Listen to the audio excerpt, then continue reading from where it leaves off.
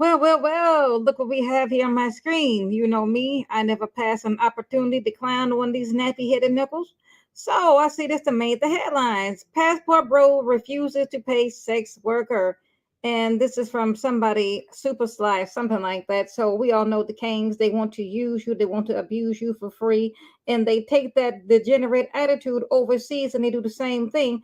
After a while, those women are going to catch on and say, you know what? No more black passport bros. We need to keep messing with Brad. At least he gonna put something in our pockets. The Kings, they don't want to pay the sex workers here. Y'all familiar with my video? No black apples. Yeah, motherfucker. I still got it, and I'm gonna repost that bitch again. So I have that video, and of course the Kings, they feelings got hurt and they want to flag. Well, guess what? I'm gonna just repost it to another channel and we gonna sit back and laugh. That is probably one of my funniest videos. Y'all know what I'm talking about. No black apples. Yeah, that nigga get a hold of the sex ad, call up the girl, and oh, are you a black guy? Oh, you know what? Sorry, I don't do black men. Click. Yeah, they feelings get hurt because they think that they are the most desirable men on the planet. They think everybody wants them. They think they are so goddamn fine, and they're not. Most black males have the HIV, the herp, or some kind of incurable STD.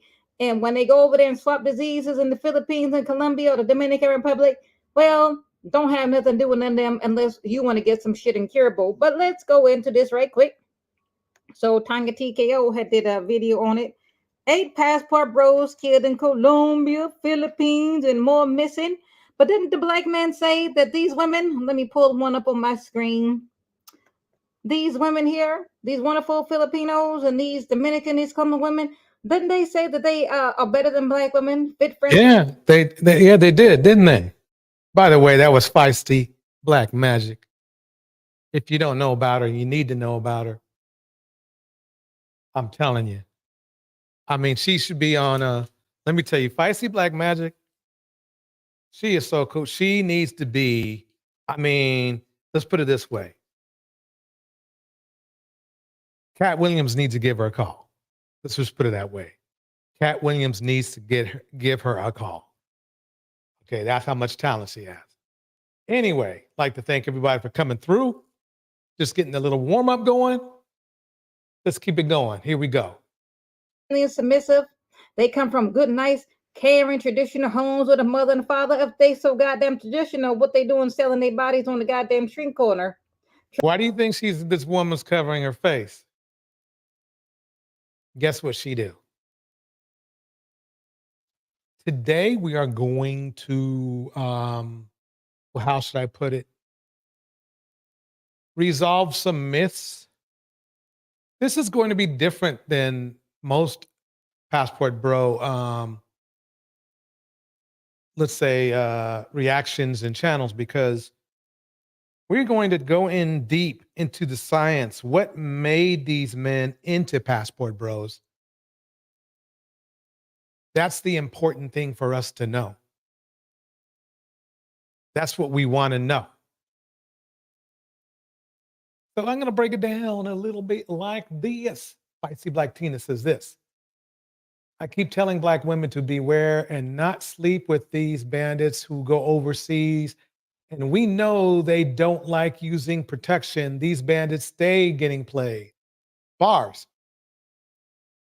And I figured out why that happens, why no protection used, why they go there. Why do they go into a literal war zone for something for a basic item they can get just because they're human beings?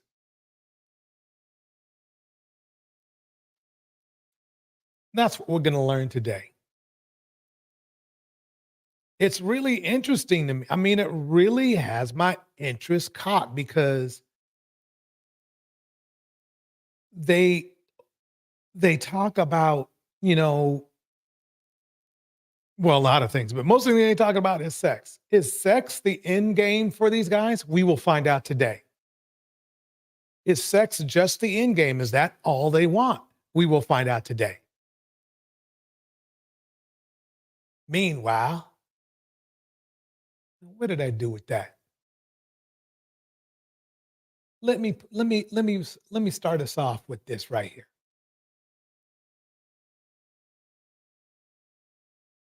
I'm going to come at you with a little bit of smoke, and I'm going to ask you a question.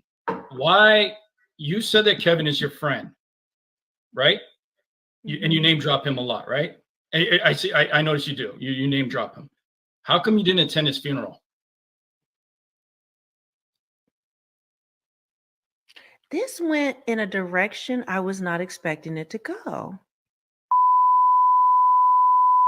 Michelle said you have an assigned seat at Planned Parenthood.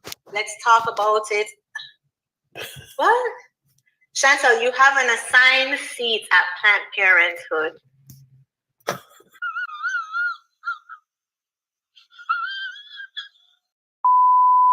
I said what I said. This is really sad that instead of healing your woman and fam, you just pick up and leave. This comment was left on a video of Passport Bros discussing the overall peace and happiness that they find overseas. Number one, the most obvious benefit of being in Brazil dating versus the United States is women do not hesitate coming back home with you. It is unbelievably easier. Look at the glee in his face. He is so happy. He is so happy. Yep. Getting that, he's getting his share. I guarantee you, I would put money on it that he's probably infected. I'm serious. I really do. I believe he's infected. Let's keep it going. I mean, allegedly, of course. If you're in Brazil and you have not had intercourse in a long time, I'm sorry to tell you as a man, that's more than likely your fault. There's got to be something wrong with you. And when these brothers, when they move overseas, their experience is better. Everything is cheaper. Like I said in the other video, they notice women overseas are kind to them. Now, here's the funny thing. If these guys were such high value, why would you care about the price of anything being cheaper? And what do these Passport Bros do? This whole situation is so disturbing and so sad. He is a passport bro, but he won't be for much longer because the Chinese are going to lay fire upon your ass. Passport Bros are on notice because the Chinese government does not take abuses against Chinese citizens lightly. As was shared in recent news, there was a American citizen who went to China and taught English and ended up murdering his young girlfriend who was a Chinese citizen. The women here do not weaponize it against you like they would in the States. Meanwhile, in the States, y'all have blue balls and y'all are over here, offing yourselves and depressed, doing school. That could all be more than likely if dudes would get what they wanted, if dudes would get what they wanted,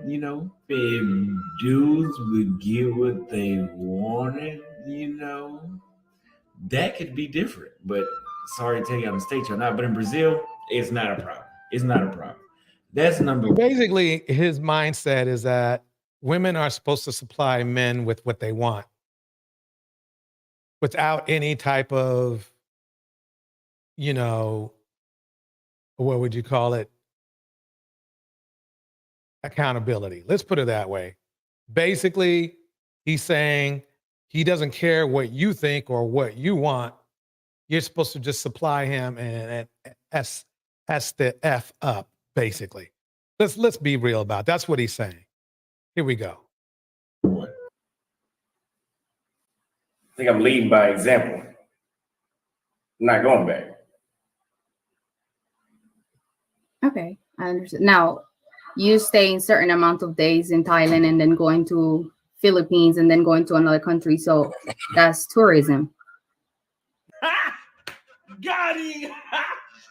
Got him!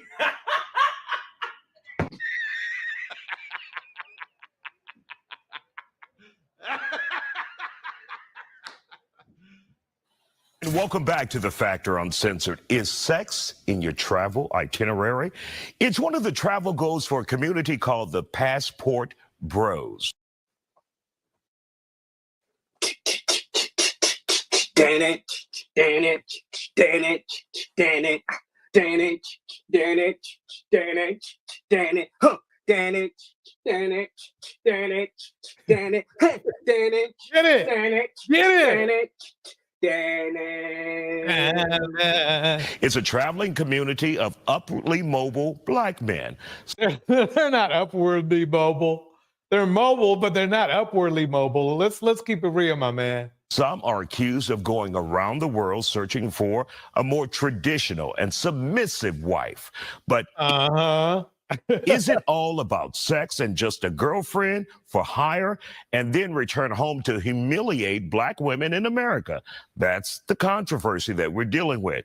One of its members, Austin Holman, is apologizing for comments that he made about Brazilian women. Take a listen. What I meant by when I said that Brazilian women are easy, and I shouldn't use the word easy. I know that now. I'm sorry.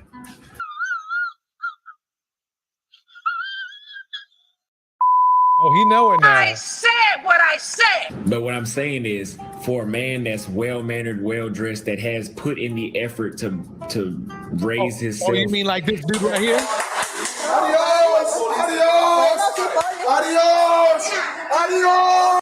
This went in a direction I was not expecting it to go. In the house. Ellen Ripley, M. Mills, Spicy Black Tina, Bridget Mouton, Oye Terminador Negro. Let's keep it going. Mistress Newbie in the house. Let's keep it going. Let's keep it rolling. Adios. Adios. Adios. Adios. Adios. Adios! Bye! That really looks like submission to me. If you ask me, that's submission right there. Maybe I'm gonna give them a break and say maybe they're role playing. Maybe they're role playing. This went in a direction I was not expecting it to go. Oh. Come on, my nigga.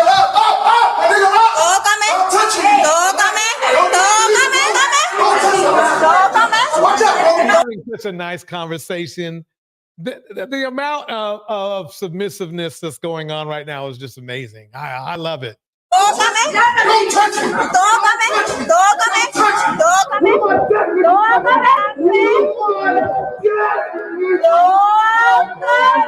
He would have an easier time in Brazil as opposed to where I was from. That wasn't always the case. That looks like an easy time to me. That looks like an easy old time to me. Both American and women around the world are speaking out against the Passport Bros, arguing these guys are using their status to take advantage of women and even calling it a form of sex tourism and sex trafficking. Let's talk. Yeah, New Diamond breaks it down like this. These fit-friendly and fatal preferences. Boom. Bars. Talk about it. Uh-oh. Uh-oh. Uh-oh. Raise back up again.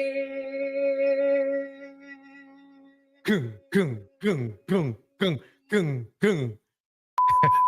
I said what I said. This is really sad that instead of healing your woman and fam, you just pick up and leave. This comment was left on a video of Passport Bros discussing the overall peace and happiness that they find overseas. Let's check that out. Let's check out the peace and happiness.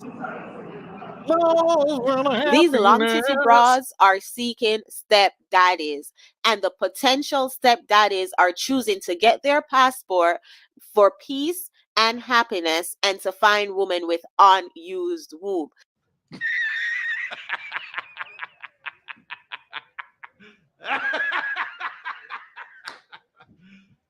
You serious? I said what I said. This is really sad that instead of healing your woman and fam, you just pick up and leave. This comment was left on a video of Passport Bros discussing the overall peace and happiness that they find overseas. Let's check out and see what their peace and happiness looks like. Love and happiness. Yeah,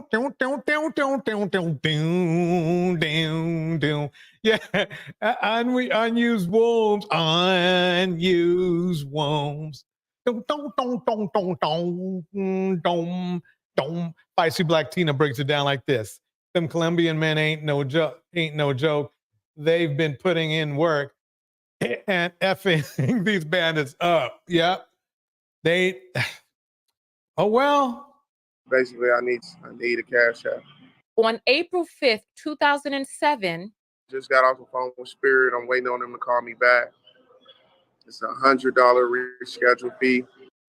he, who was 18 years old at the time, It's $100 reschedule fee. and his co-defendant, Lorenzo, I'm not going to say his last name, but you all can look this up. It's out there. Drove to a home in Portage, Indiana. His co-defendant approached the home, knocked on the door, and then pushed his way in when a woman answered the door. His co-defendant pointed a gun at the woman, wrapped her hands with duct tape, and then Try to get this fee together, man. Once we start getting in our 30s and our 40s, You can't make this shit up, people. we realize that, man, we wasted a whole lot of time over nothing. Yeah, that's a good question, M. Mills. I mean, by now, you would think she'd, be at the altar and wouldn't have time for any, YouTube nonsense with the way that she judges everybody else, huh? Yep. Oh, Chantel. Oh, Chantel. So I was trying to call her to set something up to where I can get some actual money because I'm hungry. I said what I said. This is That's a good question because let me really sad that instead of healing your woman and fam, you just pick up and leave. This comment was left on a video of Passport Bros discussing the overall peace and happiness that they find overseas. Yeah, that's the problem thing. What unused womb was Chantel talking about? Because from last I checked, all of them pros, they got kids. So the womb and everything is yeah. Okay, it wasn't a play, girl. What? Chantel, you have an assigned seat at Planned Parenthood.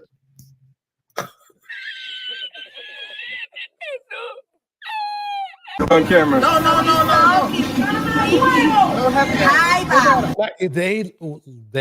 They are just definitely, I'm sorry, ladies. They are just definitely an upgrade for these guys. Look at them. Look how classy these ladies are. Look at them, classy. Look how classy. The dude all happy. He's like, look, I'm going to get my bandit on tonight. Yo, what the fuck, yo? What happened, bro? Did she bite you? Liking that shit. Yeah, She bit you? Another girl did that shit too. Well, okay, so dudes, I guess they go over there to get bit. I gotta get a fucking penicillin shot?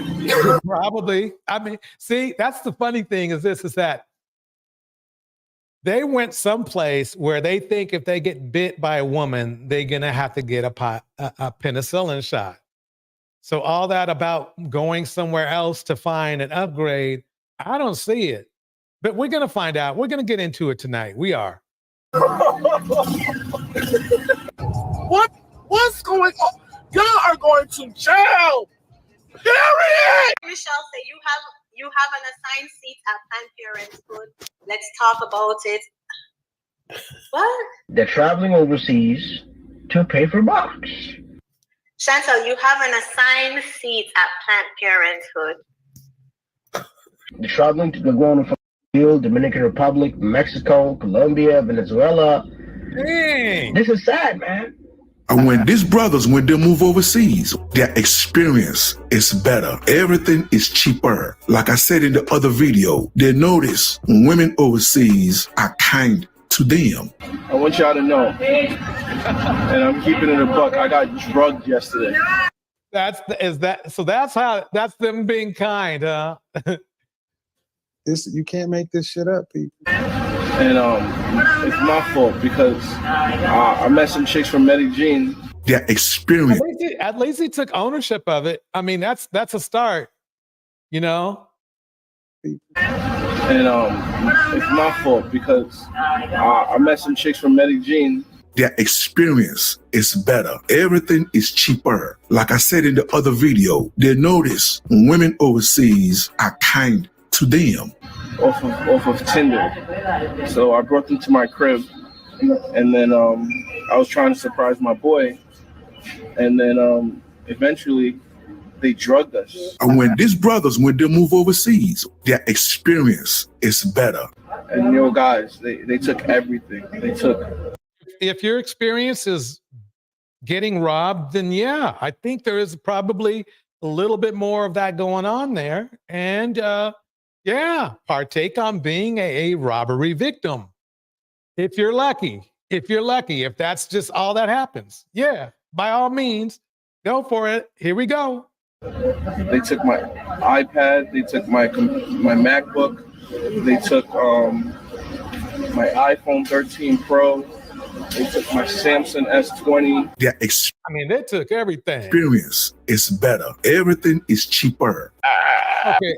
This went in a direction I was not expecting it to go. I tell you, folks, that's the intro right there. You know, we're gonna get into it. We're gonna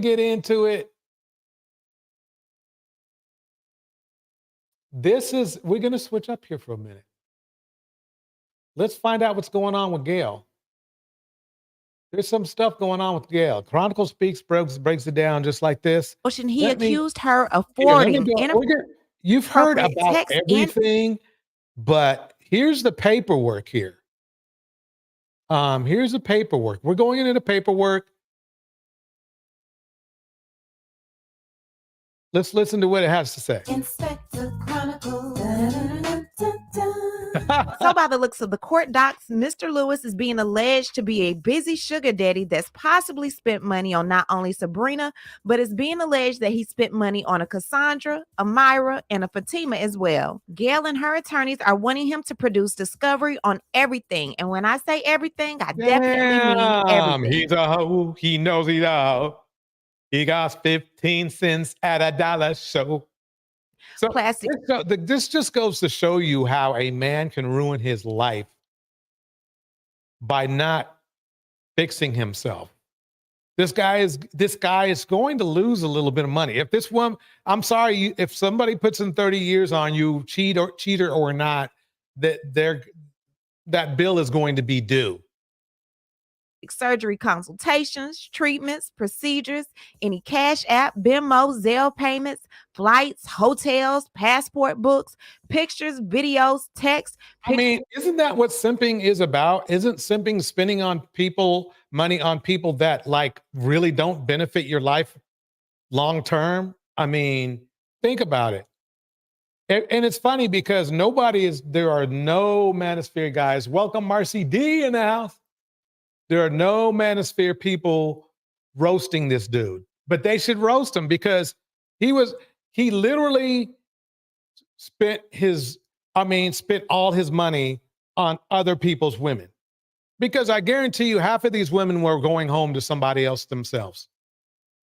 Pictures of them together in group pictures as well, Facebook messages, Instagram messages, any documents of spending time with these women and or their kids and sometimes their grandchildren. The documents that she's requesting. What? Dang. Are from January 1st, 2019 to present day. So even after they split up, she wants to know what he's doing with these marital funds. Now, according to Gail, she's alleging that Harold has carried on several extramarital affairs since 2013, buying women jewelry, vehicles, trips to Mexico, Bahamas, LA, Denver, and so much more. Between December 2018 and December 2019, she's alleging that he spent over $100,000 in cash apps to various women. Now, Ms. Gail, I mean, the thing is this. He doesn't realize, but he's got a problem. This guy is a serial cheater for real. Gail did say in one post that when they go low, I go in the gutter. And I have to apologize to Michelle Obama. Girl, when you said that, when they go low, we go high, that ain't my motto. Because when they go low, I go lower, I go gutter. I'm going gutter. I'm going to swim down with the rats with your ass. She's done just that, according to Mr. Harold. He filed a motion on January 23rd, 2024. In this motion, he accused her of forwarding inappropriate texts and emails to his business associates and asked one of the business associates for $5,000 to help her pay her American Express bill. Now, dang. Wow. That's embarrassing. Welcome, Quita.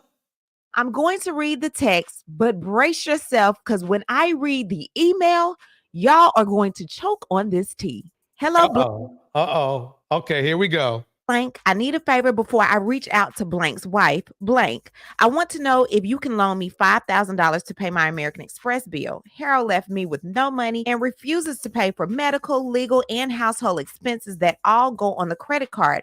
He pays my car note and other bills, but nothing else. He pawned my jewelry, asked the Franks for a $1 million loan, which they didn't give him. I don't know what he's done with his money, but I do know much of it was spent on Sabrina, male and female prostitutes, strippers, amongst other things that I can't mention that he used to get for you all. Blank and the other guys. Oh my God. This gets worse and worse every day, folks. This gets worse and worse every day. The thing is this guy has, whether or not he's really defined as a passport bro or not, it doesn't matter. He has that mentality where they spend money. They spend on empty calories. They're spending money on empty calories. Welcome, Indiana mom in the house. Empty calories. It's crazy to me.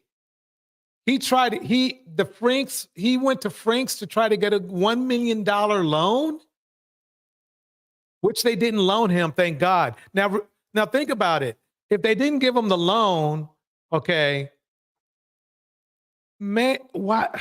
This is crazy. Let me rewind this just a little bit, just in case you didn't catch it all. Blank's wife, Blank. I want to know if you can loan me $5,000 to pay my American Express bill. Harold left me with no money and refuses to pay for medical, legal, and household expenses that all go on the credit card.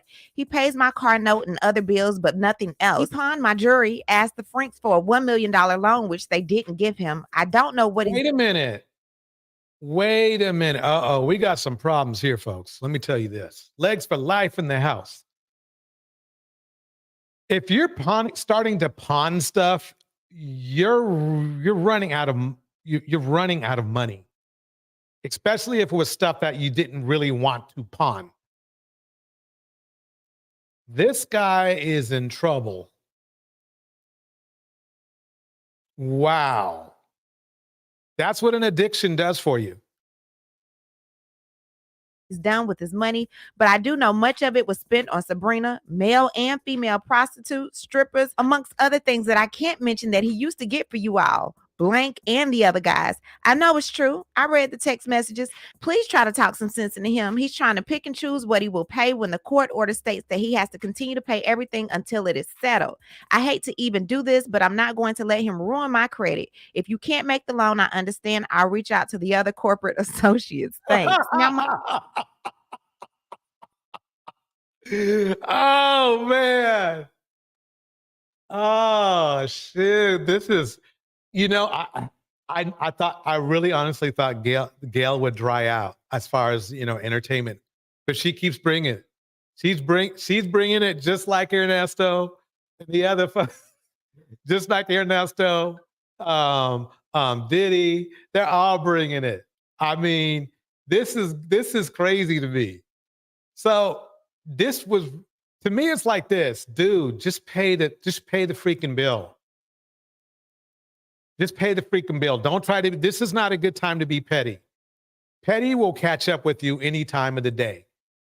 Here we go. Mind y'all, this was allegedly sent November of last year. So then she sends this email. You told me to do what I had to do, so I followed your advice.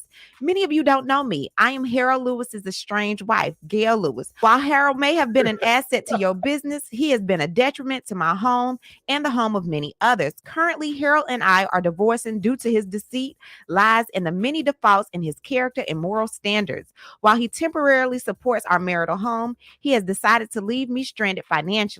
Harold insists on having me removed from my home while he provides homes for his mistress/fiance. While I can't do anything about this, I'm inclined to inform you about his integrity, character, and low moral standards. Many of you were named as a cover while he pursued his many affairs. Blank, blank, blank, blank, blank, blank, blank board members. Many of you will be deposed in the next few weeks to answer questions in regards to your travel with him to Aspen, Colorado, Miami, Florida, Anguilla, and European trip when Harold had a speaking engagement on behalf of blank. Harold has engaged in adulterous affairs with the blank chief of staff, blank blank, as well as other employees of the company. I have evidence and will post and tag your companies via Instagram. While CEO and president of San Diego-based blank, he had an affair with his then blank, blank, blank.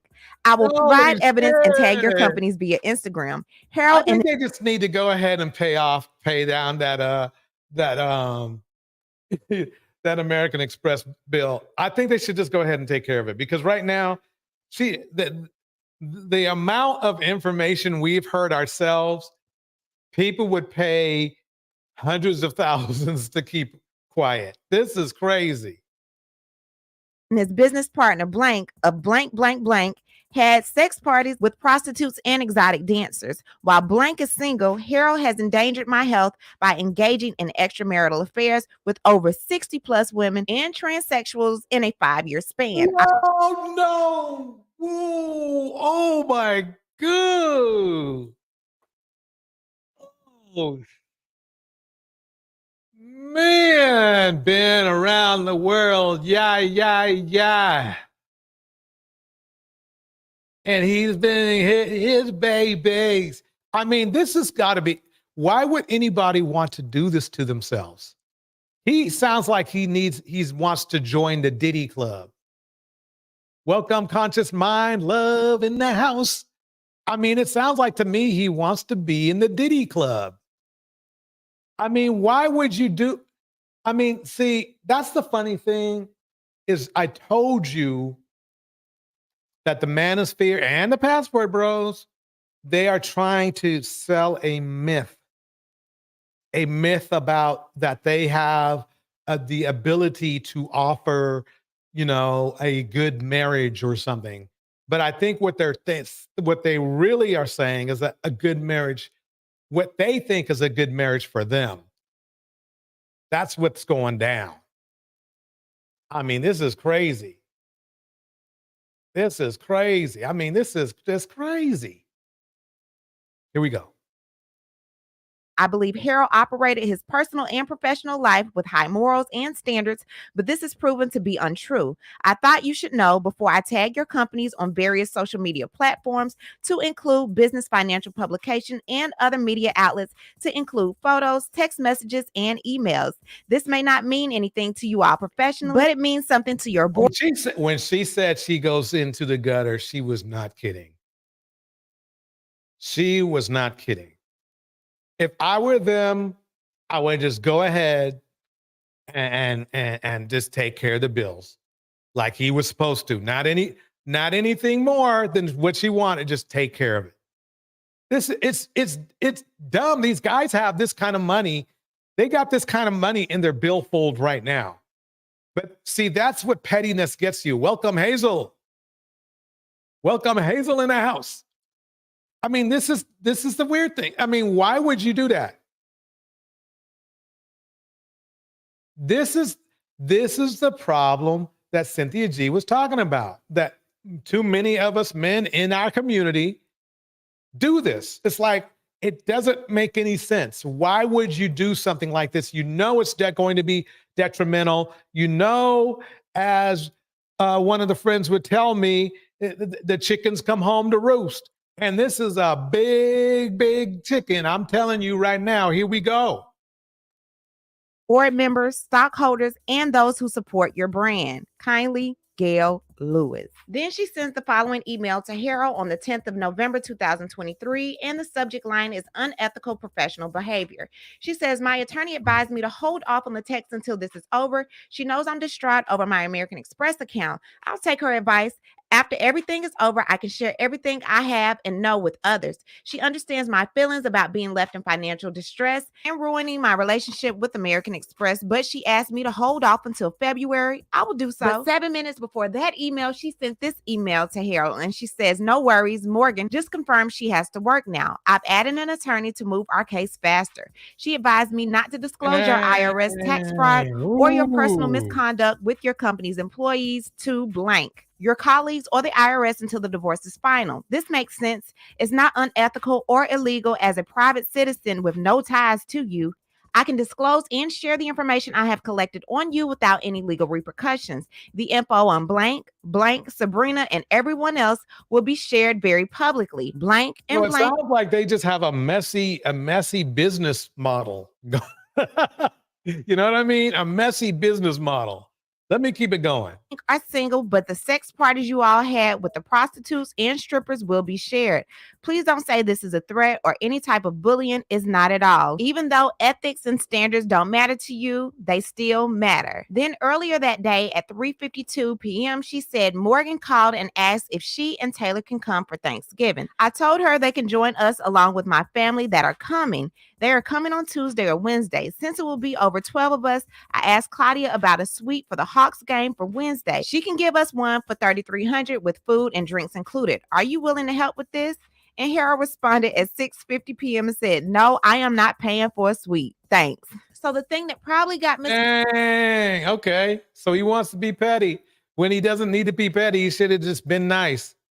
He should have just been nice. See, people don't know that if the nicer you make things, the easier you make things on people, especially in a legal proceeding, they'll cut you a break unconsciously sometimes. So I don't get why he's just not going ahead and just, he knows he has the money, so why not? He's giving it to everybody else. Why not her?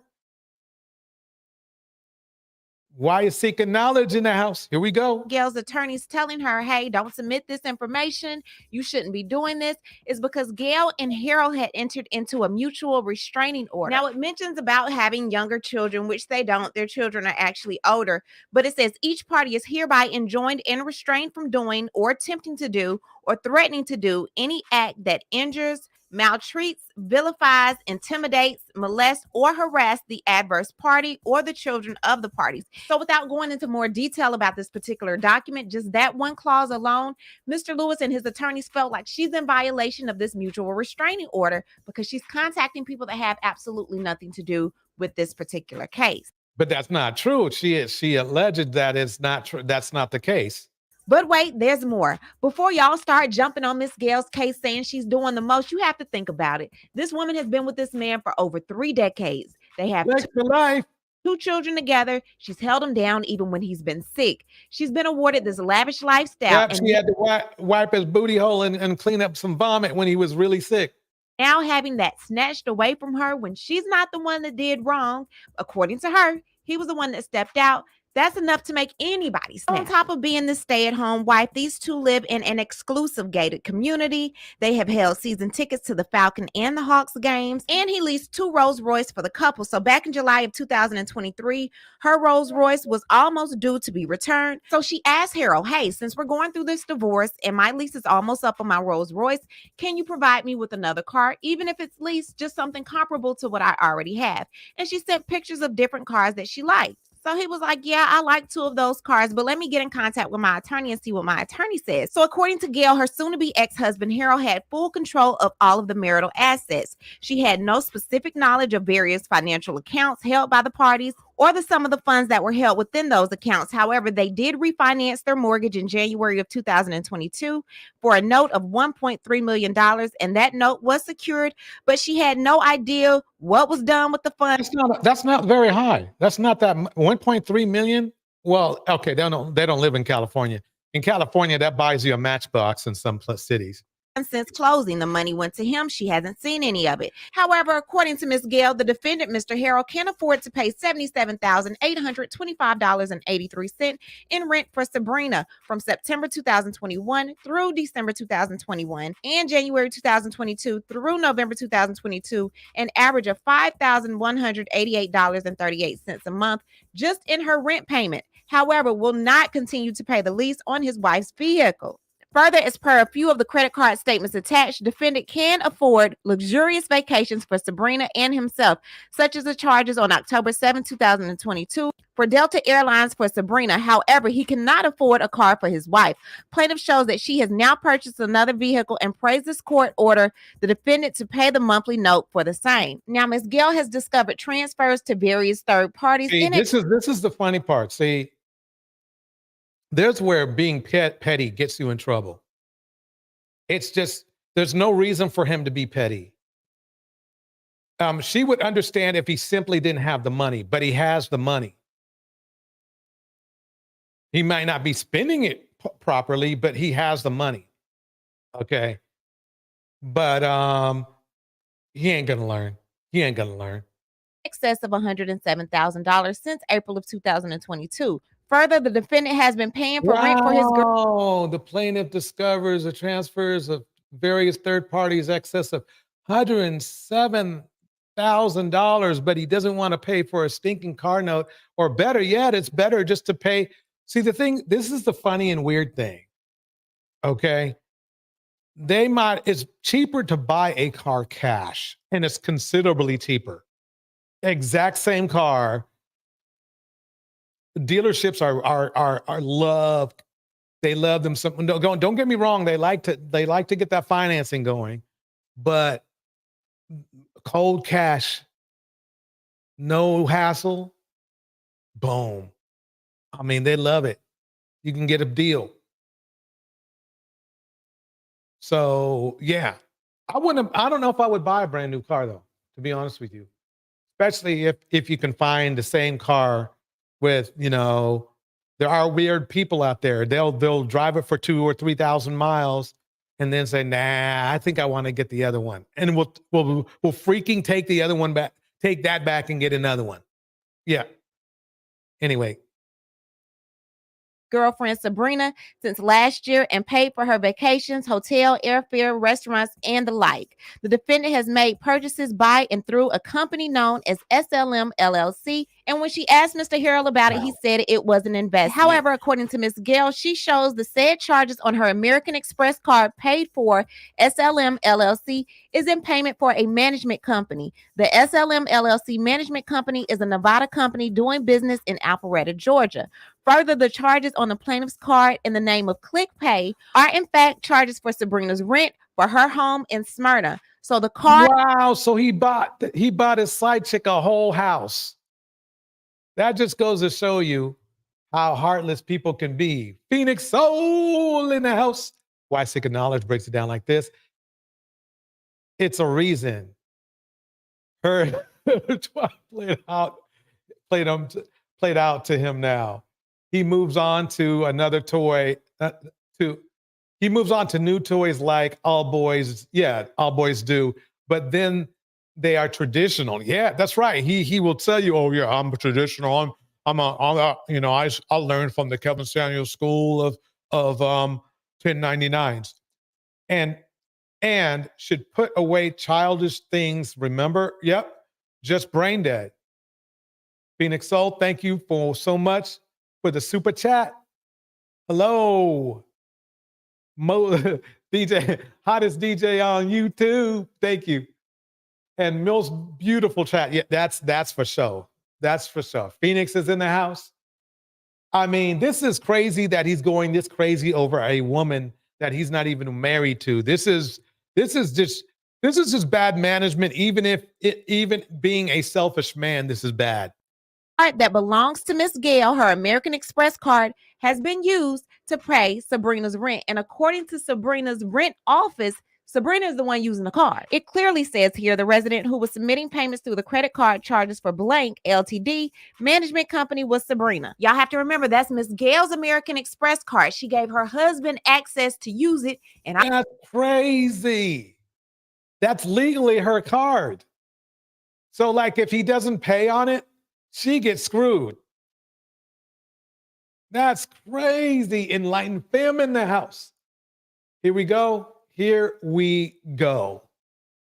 Obviously, he gave access to someone else. The payments made through SLM LLC are at least $66,413.20, and through blank are at least $11,412.63, for a total of $77,825.83, based upon the limited amount of credit card statements that the plaintiff was able to locate. So it could be more money.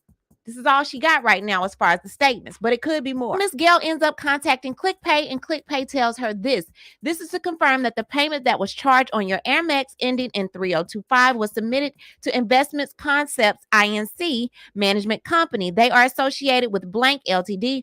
Also, it shows that the resident who submitted the payment is under the name you mentioned over the phone, Sabrina. If you need additional help, please contact us by responding to this email It sounds like to me he literally gave this woman $100,000, his side chick. And if he doesn't pay it, he gets, oh my God, then Gail gets hit because it's her card. She needs to get another card without his name on it as soon as possible. Calling blah, blah, blah. And for those of you that are wondering, how did they get caught? Did she really look at the credit card statement and see Sabrina's name?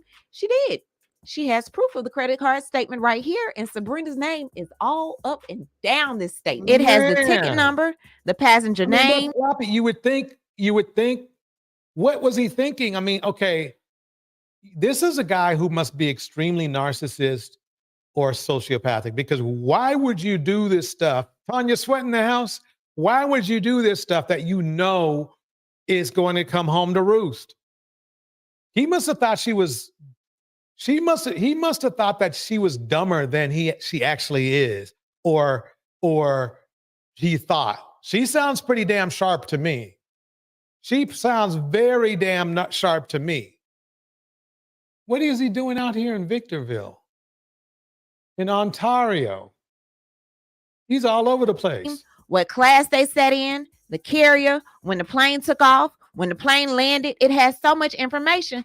So, child, if you're trying to cheat, don't use your American Express, Harold. Well, y'all, I have about 40 different documents, over 150 pages that I went through just to get y'all this information. It wasn't easy. However, it was worth it. And don't y'all start coming down on Miss Gail, because I'm telling y'all, I've been through the same thing she's been through. Compared to what I did, she's taking it easy on Mr. Harold and Sabrina, child. She's taking it easy. All cheers to you, Miss Gail. I pray for you. This ain't the easiest thing to go through. You going through it online. Sis, I hope you can make it on the Real Housewives of Atlanta. You definitely deserve that peach. Yeah, she needs to be on there. She needs to be on there. We need to start a petition to get her on that show. She earned it with this tea. She earned it with this tea. I mean, he probably did not see this coming. There's no way. He probably thought she was going to be all super submissive and then cry herself to sleep each night. She said, F that. She said, F that. I mean, damn. All right, we're going to warm up some more. Here we go. Out of women in the world, if you're. So let me go back here. Okay. Hey, Black man, how you doing? I just want you to know that I love you. And your little bear is always LW Academy Hub for Women is in the house. Let's keep it going. He's here for you. So if you need me, just call on Booty Breeze. Don't waste your time with Black women. Stop. They not loving you. They not listening. They not willing to submit. They think they too independent to be submissive and be equal and be a companion and be a comforter and bring you peace. They think they too good for that because they mama told them to go get them a man with some money since they knew how to talk and walk. Go get you a white woman. She's going to get money, have good credit. Hello. That's so funny. How you doing, sister? Hi, how are you? I'm doing well. I wanted to come and explain myself. You posted a video of me on the page. Hold on 1 second. Why Seeking Knowledge breaks it down like this. The judge and the court gonna be teaming with the T. I want to see this outcome. Me too.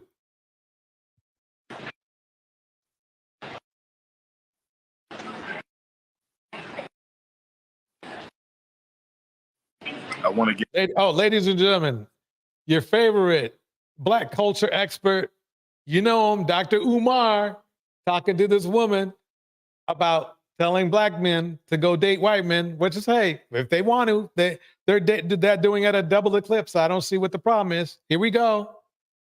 In my earpiece. Oh, this is from the Prince of African Panism. Okay, whoever that is. Since I'm in this airport. Okay. My name is Halo. Halo here.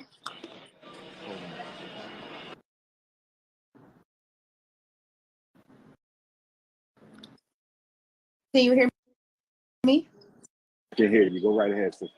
Okay, so I'm the lady that you posted on your page when I stated that Black men should date white women. I posted that on my page. Yes. How long ago? Refresh my memory. It probably was like last week sometime. Okay. I don't remember, Right. but bring me up to speed. Why did you say that? Okay, the reason I was saying it, you being a doctor and a psychiatrist, I feel like you would understand the satire of it. So basically, the reason I said that was because I feel like Black men deserve women that's going to be submissive. Now, I don't mean that they have to have white women, but I know once you say that, it gets people attention. You get what I'm saying? It gets their blood to flowing. But if you look at the reply of the Black men, they said, no, I'm still choosing my sisters. So that let Black women know right then and there that our men are choosing us regardless of. No, wait a minute. Okay, Black men date out twice as much as Black women. So what point is she trying to make? I mean, in general, yeah, you could make that argument, but for the most part, the whole manosphere is built on demeaning and not choosing Black women. So I don't know where she's coming from. She seems pretty young, but maybe she's trying just to get some attention. And look, she got some attention. She got it from she said put some bait out there and Umar bit. So here we go. Anybody telling them to go outside of us to find happiness. We are on public platforms. Black women are on public platforms saying men are not this, men don't do that, men don't know how to lead. You're tearing down. And men aren't? See, that's the funny thing is that I would understand if the Black manosphere wasn't talking as much as they do, I could almost see the enlightened femme says she's pick me-ing. Pick me-ing. Yeah, that's for sure. I mean, the thing is this, she doesn't know how dangerous her rhetoric is because it's going to send good Black women out to unqualified Black men that are just simply don't need to be around women like that to the point where they ruin those women's lives. Our own men, tearing down. Black women are on public platforms, on podcasts, tearing down our own men, and they are choosing us no matter what. And then you have these. Okay, but what do you think Kevin Samuels was doing? I assume this is done just 10 hours ago. So what was Kevin Samuels doing? He was talking some hard shit. So, if Black women were going to, if Black men were going to use Kevin Samuels and Austin Holloman as their heroes, then Black women have the right to take their to listen to their rhetoric and then make a decision on whether they want to deal with men that listen to that kind of shit. And the answer is no. So look at her eyes, though. Look at wait. I got to show you her eyes. She has that kind of like that blank stare. So let me keep it going. Here we go. These white women are making videos saying, "Oh, you are a king. I will hug you. I will be there for you no matter what." They're doing that, but they got videos and footage of our women. Oh man, I gotta stop that for a minute. Let me play this video. I gotta play this video because I think it's gonna hit home. Okay, it's gonna hit home. I'm starting to stop my flow for a minute. Where is it? Okay, where is my? Oh, there we go. Okay.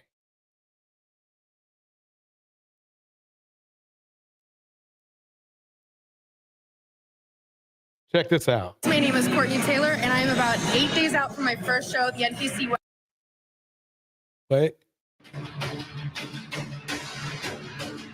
Don't touch me! What is going on? No, what are you gonna get this mad at me when I'm apologizing to you? It was very toxic. I saw proof with my own eyes. And I heard calls. Decide whether or not you're done, Kevin. I am mad that you told me to decide right now. That really looks, let me tell you something. I'm going to put it on mute right now. That really looks, does that look feminine and submissive to you? I don't know about you, but that looks pretty aggressive. So yeah, she murked him. Yep. So what was this young lady here talking about? What is she talking about? What's this about? Forms saying men are not this, men don't do that, men don't know how to lead. You're tearing down our own men, tearing down. Black women are on public platforms, on podcasts, tearing down our own men, and they are choosing us no matter what. And then you have these white women are making videos saying, "Oh, you are a king." Let's go back to the king. Let's go back to the king. Yeah, let's go back to the king video. Let's go back here. Let's see how this one goes. One man, so my boyfriend is dying of a staff. Yeah, you should go. Because you just killed your boyfriend. Yeah, you did. We are charging 26-year-old Courtney Taylor Clenny with one count of second-degree murder in Christian's death. Now, we know Courtney Clenny is claiming self-defense in the stabbing death of her boyfriend, Christian Abumseli, and we're pleased to welcome in her defense attorneys, Frank Prieto and... Why doesn't the manosphere talk about situations like this? So what's up with that? Hey, look, love who you want to love. But if you finna to talk some smack, some BS, just remember there's some other shit out there. Sabrina Puglisi. Good morning to you both. Thanks so much for coming on the show with me today. And we want to catch up on what happened yesterday. So we know you all had a date set for a status conference on the case. So tell us, if you would, please, what happened. Well, let me go back here. Let's go back to the bunny hopping one. Here we go. I will hug you. I will be there for you no matter what. They're doing that, but they got videos and footage of our women tearing our own men down. All I want them to do is stop. And if sometimes you got to say that just for them to understand that, you know what, I do need to be submissive no matter what money I'm making, no matter what job I have, no matter what qualifications I have, no matter what degree I have. That don't mean he's not a king. That don't mean he's less than me. That don't mean I should belittle him. Speak life. I guarantee you she's going to end up in the same boat as Ayanna Van Zandt. Why Seeking Knowledge breaks it down like this: it doesn't include weave and eyelashes and bad attitudes. Well, not ours anyway. Life into him. Speak potential into him. Know who you are as a Black woman. And you don't want to try to speak potential or life into anybody, because a man's supposed to be doing that. If he can't do that for you, then more than likely he's going the opposite way. That's how life works. I'm a man. I understand. I mean, she is trying to get, the only reason she's doing this is she's trying to get Black women with good jobs, with a good life, to accept men that are so down, not down low, but that too, probably, so down that well, number one, she has to talk you into it. And number two, that it's going to be detrimental to your health. Know how you can make that king rise up. Use your voice in that same masculine voice that you have when you want to argue, to speak life. Reverse psychology. Use it to speak life. Don't belittle him, because all he know is people being against him. He know that from coming into the world. He's so used to people being against him. That's his nature. But it's going to scare him when you speak life into him. For you to see Exactly. She'll learn. She'll learn. You know, after a few hands and feet relationships, she'll get the message. It's a bet on him to win. It's going to make him want to win, because he ain't never had nobody want him to win. No, that doesn't happen, young lady. It doesn't happen like that. Some men just don't want to win, or they think winning is something that their thought of winning might be different than winning. It might be something toxic. Let's put it that way.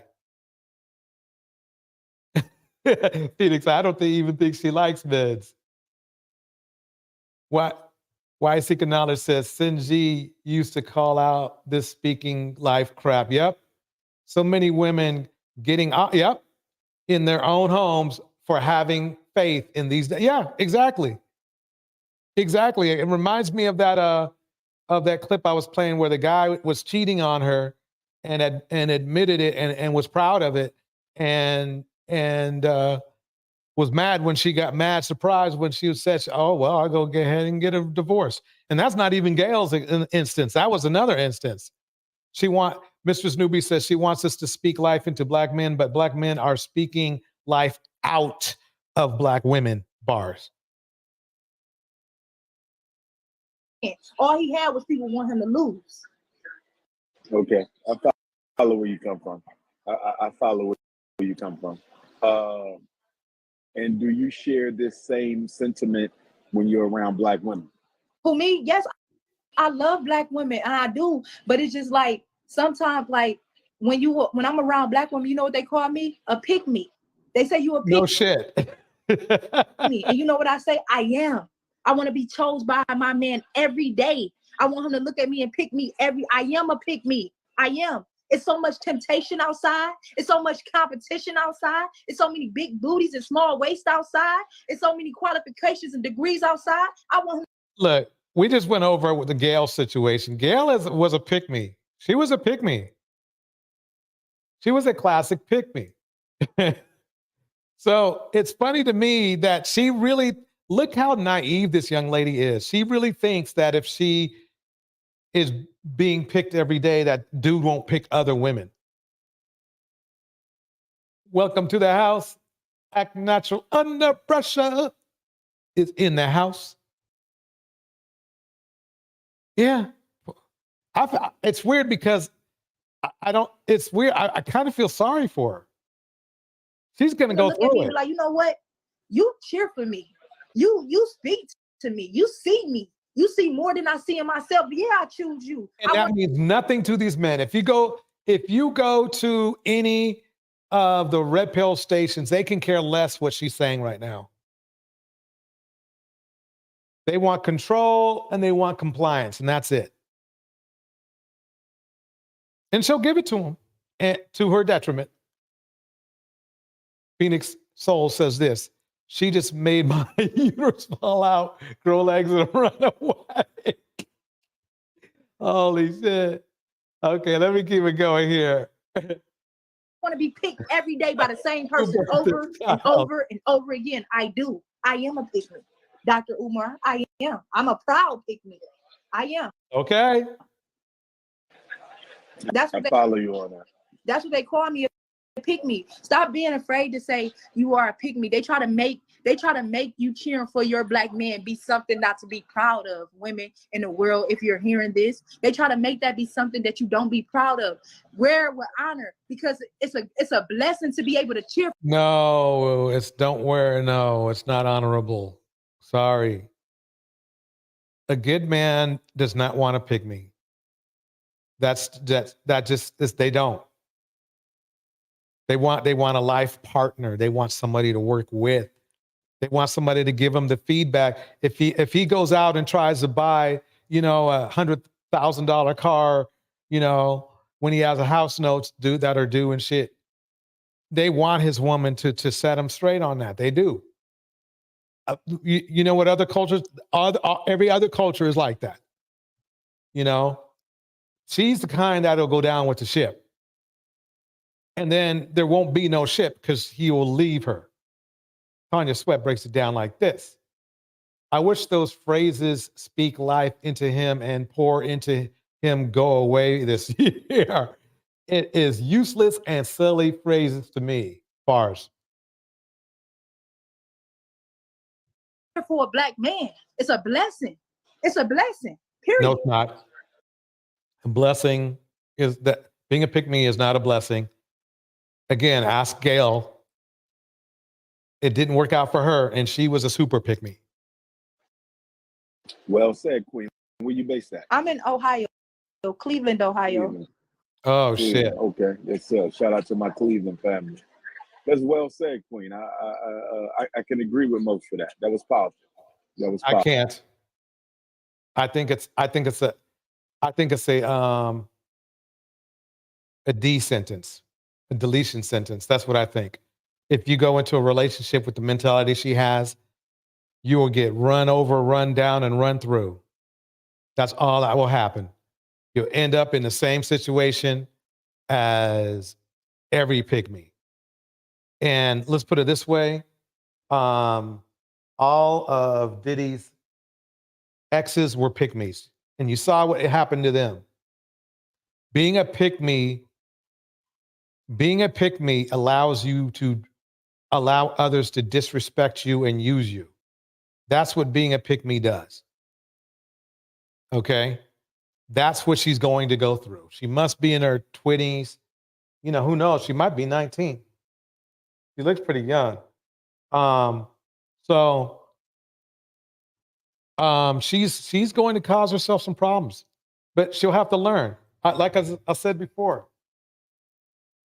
I've seen pick-me's on this in the YouTube streets one year, and then the next year after they get run over, they're like, no, I'm not a pick-me no more. She's the ship. Act natural under pressure. Here we go. I like the way how you use your message, to get their attention, with people expecting one thing, but they get something else when they actually hear. Thank you. Yeah. Thank you. Like, if I didn't say that, I wouldn't be able to say this. I feel you. I wouldn't have the opportunity to say this right now in this moment. You feel what I'm saying? And to the same people. But then guess what? After they seen my video, they seen exactly what I was talking about. You have these women of the inner prom community. You have these women of the inner prom community. What the hell? Is she like a hoteptress or something? This is crazy. Our platforms talking about I love you, black man. I see you, black man. I will always be there for you. I will always cheer for you. Bullshit. That's what you're supposed to be doing. But you got footage. People can type in of you on YouTube saying black men don't lead. Black men are beta. Black men not the same from the 70s. The women not the same from the 70s. You want to know who these women are today? Do you want to know who they are today? They are mimicking transsexual women. They are mimicking transsexual. Wow, she's just going in. She needs to go to a therapist. That's my opinion. I understand, she has a right to her point of view, right? She does. But no, she'll learn. She can either go to a therapist or learn the hard way, but she's going to learn. That's what I can say. Sexual women, you going to get the wigs, you going to get the Botox in your face, you getting boobs, you getting butts, And then you talking about some, so what? I'm still getting hit. Niggas still gonna have sex with me. That's what transsexual women say. They be happy to get hit. They be happy to have sex with men. They supposed to be happy to have sex with men. Because a woman. Damn, she is just going in on the weirdest rant. I swear. Yeah. Bet they'll never say she bitter. Oh man, the host have reached this exactly. Oh my God, this is crazy. She's you know what I think? I think like she's in that group. I bet she's in a cult. I guarantee you she's in some weird cult. That's crazy. The Enlightened Femme says that is what a pygmy does, put down and shame other women. And that's exactly what she's doing. Ironically, before she was saying, I love Black women. Well, it's not coming off like that. It's not coming off like that. All right. Yeah. With this guy, let's get back into the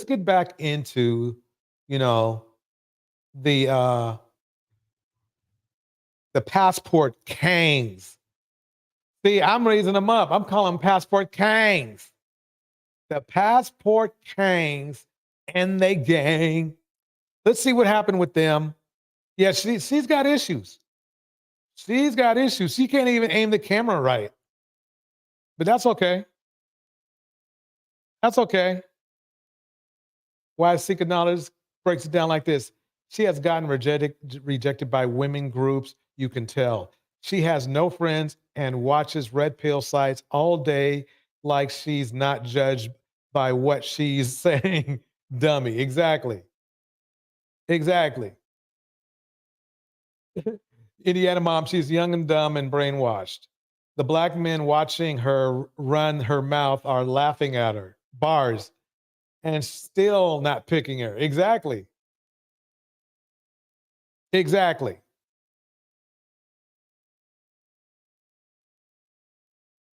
Tonight, the family of a Minnesota man desperate for answers after they say he was kidnapped and killed while visiting Colombia. I'm out of words to describe. I don't even know how I feel right now. 50-year-old Tujer Zhang, an artist and activist, had been traveling in South America when he called his brother asking for money while on a date Sunday night. Oh my God. And he went there broke?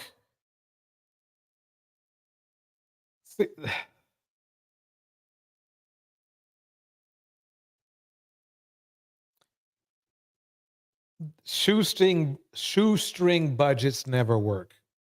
So now let me try to explain something to you. I'm going to even go big screen. Why not? Okay. This is the thing. First of all, don't go anywhere on a shoestring budget, even around the corner. Really. Sandy Red in the house. Let me make an analogy for you, a scenario. I love to fish. I love fishing. I do. I will drive hours and hours to go to a fishing spot. I will fly and then drive hours and hours to a fishing spot. And when I fish, though, I'm cautious. I'm not going to go to a place that is known for having rabid bears in the area. I'm just not going to do that. They run faster than me. They bite harder than me. They're a lot stronger than me. And they're a lot more cunning than me. Okay. And I won't even know they are there. Okay. So I'm going to use logic and not just go to the areas that they say there's a lot of bears. I'm serious. I'm not going to take that kind of chance. People do. Some people come back. Some people don't. Okay.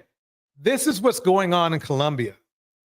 What's going on in Colombia is a lot of people are this shit in Colombia has been going on for years.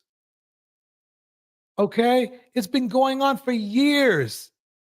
So I remember I went over to Razor's channel and I asked him, said, bro, can I ask these guys? They can cuss me out because they're going to cuss me out because they know right? But I want them to answer the question. What makes you get on the plane and literally go to a war zone for just sex? If he was going there to meet the love of his life, the bride to be, a life partner, I kind of would just, for the sake of love, I would say, okay, I understand you doing that.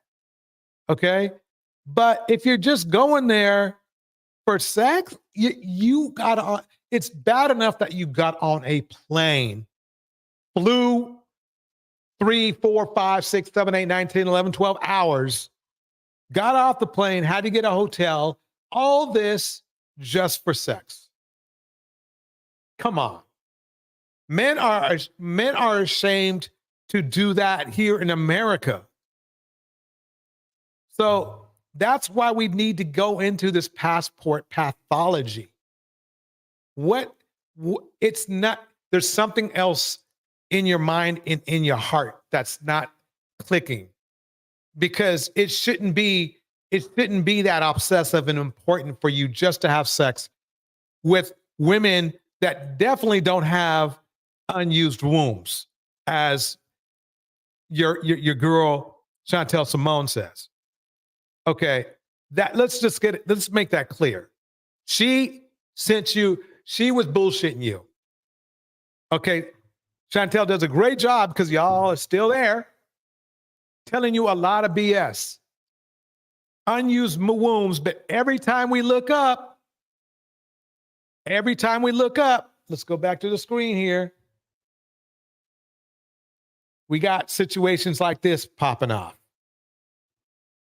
This time he was like, hey, do you have a couple of thousand? I was like, yeah, no problem. When do you want it? Andy Red in the house. He said, I want it now. I'm in this bit of a situation here. I go, what? Oh, yeah, I can do that. His family growing more fearful when Zhang stopped responding to texts. Woke up in the morning at 7 a.m. I text him back and say, hey, I thought you said you need money. You still want the money? Text me back if you still want the money. No answer. According to a local prosecutor. Wow, man. So it wasn't even him who was texting him. They probably already got his phone or whatever. That's what it sounds like to me. Man, oh man. Prosecutor Zhang was kidnapped during a date and killed when he could not make the payment. His body later found in a wooded area covered in stab wounds. His family still searching for answers about how this shocking crime unfolded. I was confused. To be honest with you, I don't know why, what the motive is. Zhang had visited Colombia in the past, posting photos and videos to social media as recently as October with an unidentified woman. This is what you call flossing with failure. I mean, don't get me wrong, she's pretty, but she's not there for him, for him. A refugee from Laos, Zhang and his family moved to St. Paul when he was a child. In recent years, he became a well-known comedian and community activist. Minnesota Senator Amy Klobuchar issuing a statement saying in part, quote, "This is a heartbreaking tragedy. Tujar was an incredible person." For a booty call. These are grown men. It's not like these are like young kids in their teens that, are green to the world. These are grown men. Man. Who was constantly working to uplift his community. He truly believes in equity work and fighting for the underprivileged. And many times I always tease him. I say, you're not getting paid. Why are you doing it? But it's what motivates him. A tragic loss made even more confounding by the mystery that still shrouds his final moments. And he'll draw everybody in. That's the type of people he is. Man. Yeah, Ellison, so heartbreaking for this family trying to find answers from so far away. We do know that Senator Tina Smith from Minnesota is also working with the State Department to try to get the remains brought back home so they can have a funeral. Dang, and now they have to arrange to get them back?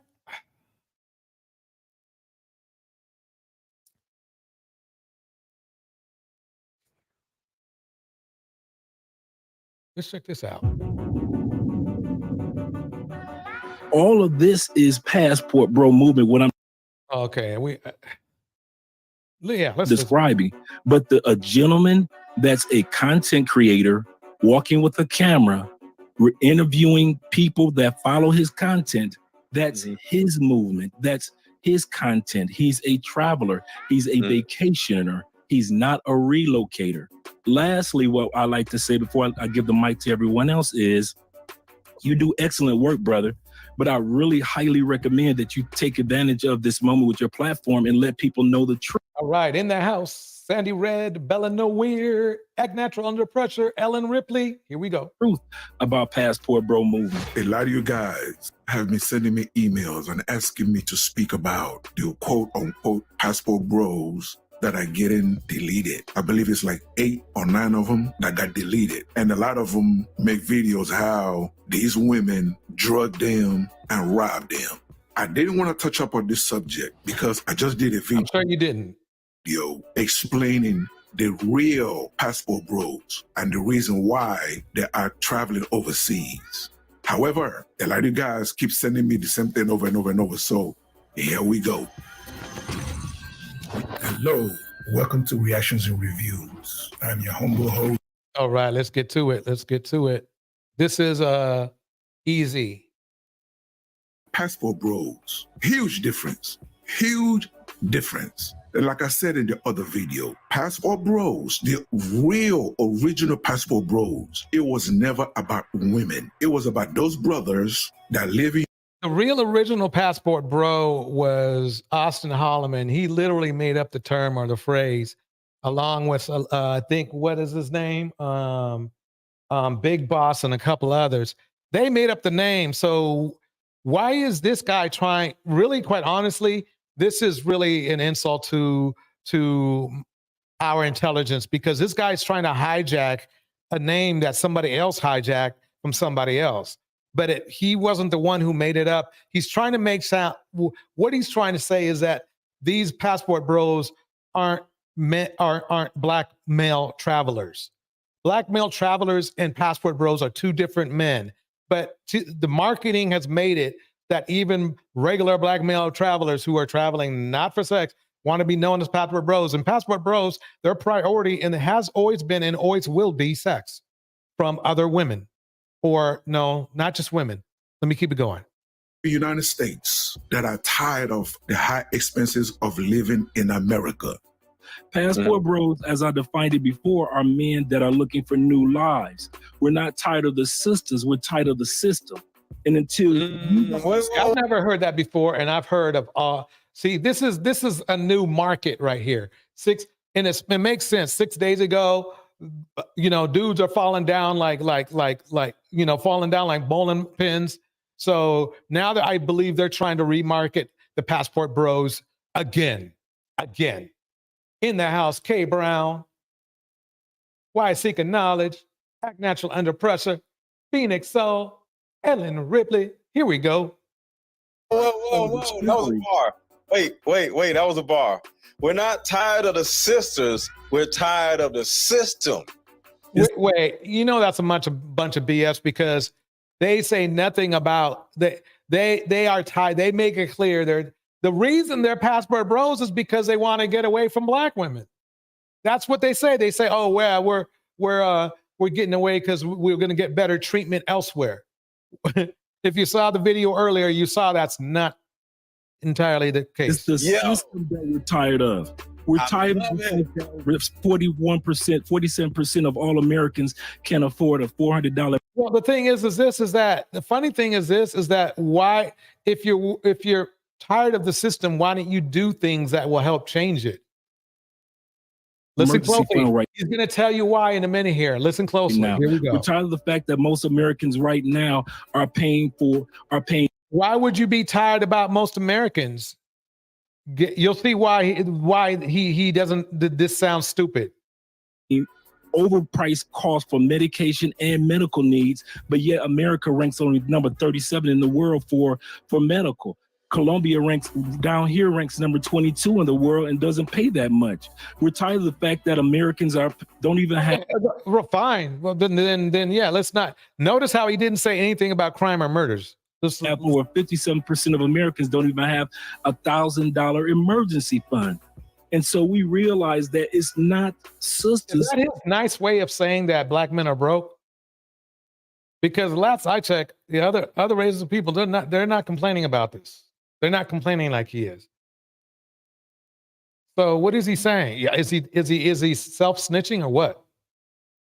Some guys who are not a part of the movement, who are just regular travelers or vacationers or or military guys that are using their passports, they are somehow bundled into what we're doing. You've got guys right now that I just got. See, all this stuff he's saying right now, all this stuff is saying right now is total horse crap. I will never claim to be a passport bro expert. No, I'm not going to even put that much time into that niche. But I know enough to know that he's full of crap. And that if he went to certain channels, they would tell him he was full of crap. Okay? I know enough about them that the original makers of it were all hoes. Okay, I'm not gonna hold back there. They were all hoes. Their priority was sex, and it had always been sex. That's just what it was. Off the phone with earlier, and they just joined me into one of their WhatsApp groups. These are all men, a couple thousand men that are helping each other learn online. Phoenix Soul, you nailed it. He's trying to help them save face. If he continues with this narrative, it'll eventually be the Mandela effect. Bars. We know the thing is this: if they're not going there for, let's put it this way. The question I would ask a passport bro is this: if you could, would you go to these countries, as dangerous as they are, if nobody was going to give you any sex whatsoever? They'd say hell no. They'd say hell no.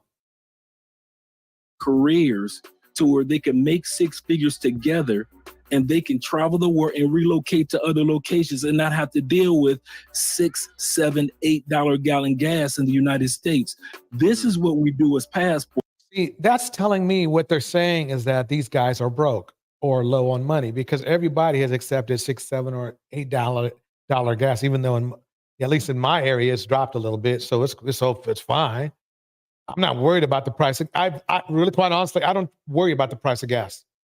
I really don't. Let me keep it going. What bros?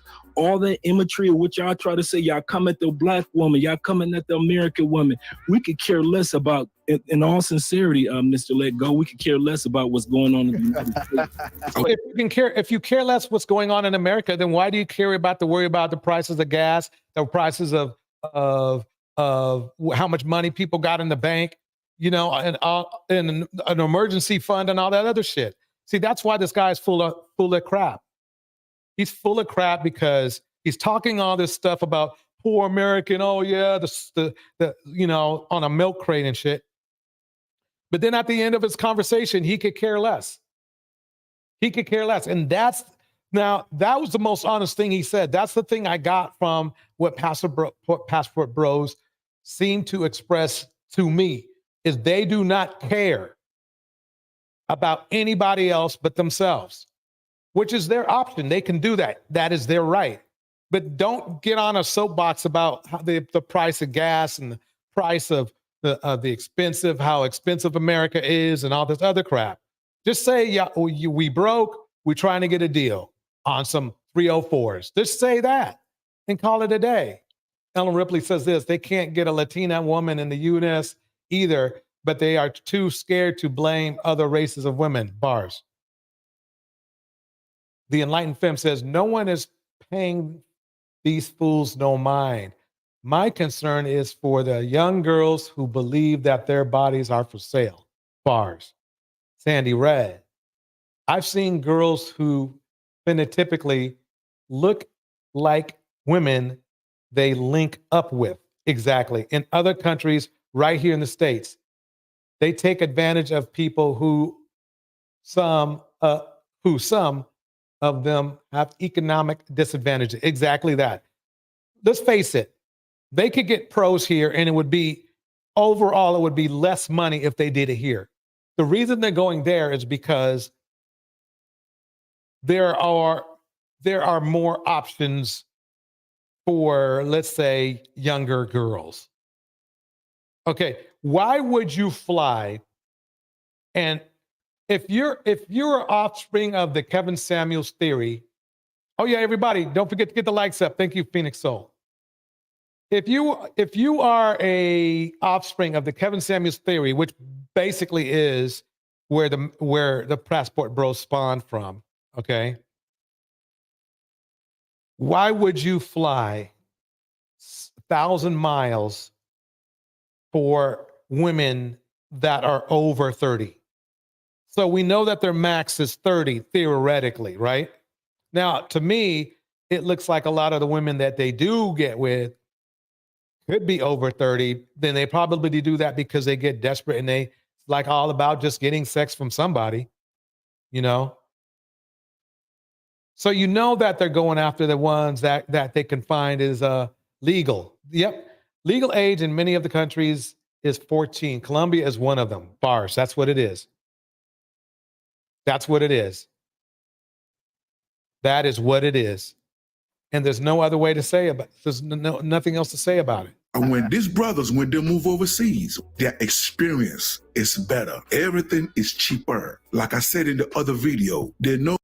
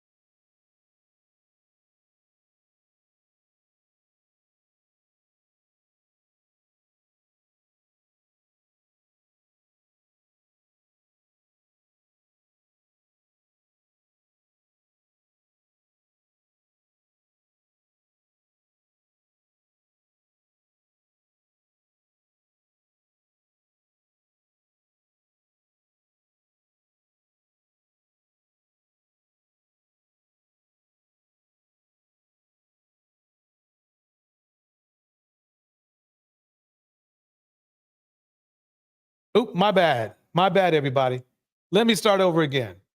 I was going to explain to you why I know theoretically why these guys are going there. Welcome to the stage, Phoenix. Oh, the reason why is because they are thrill seekers in a very smutty way. They are risking their lives is part of the trip. Nobody ever told you that, huh?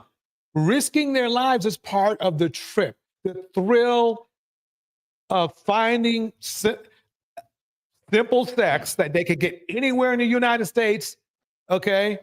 But they've convinced themselves they can't. You know, they go there because they want to be the predators and the prey. They want to be the predator and the prey. And voila. Phoenix Soul, I'm glad to see you on stage. How you doing? Hey, you know what? I wasn't gonna come in, but then like you didn't have the sound, and I was like, oh, let me go tell them because you can't see. But I'm glad I'm here though. Thank you. Well, I appreciate you being up here. So do you have any thoughts or anything? What do you think so far? Okay, yeah. This is something that I want to make sure that I say. And I could be wrong. Like, you know, I'm your grade level conspiracy theorist. Okay. But all right. That's why I was mentioning the Mandela effect. And the Mandela effect, you know, in case no one knows, It's the definition is an observed phenomenon in which a large segment of the population misremembers a significant event or shares a memory of an event that did not actually occur. So the reason that I mentioned that is because, see, now it's exactly like what Indiana Mom said. They're moving the goalpost.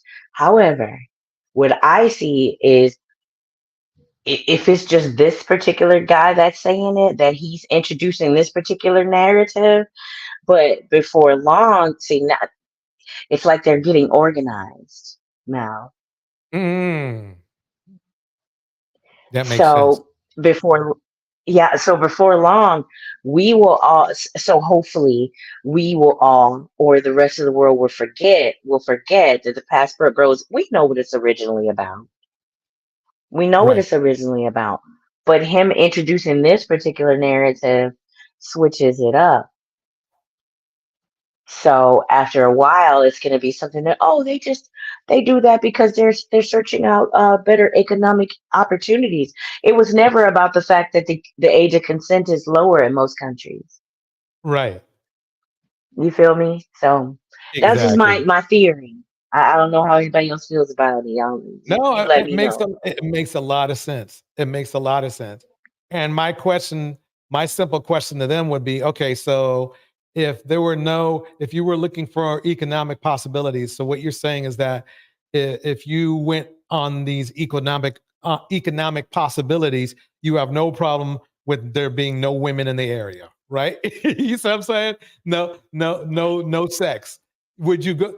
Yeah, My question to them would be, if you want to sell us on that idea, right, about economic possibilities, would you go if you knew you were not going to have sex with anybody? And they couldn't answer that. Not honestly. But I guess if they want to sell it, and to me, it's like this: what's wrong with just being called a black traveler? I want to make this disclaimer.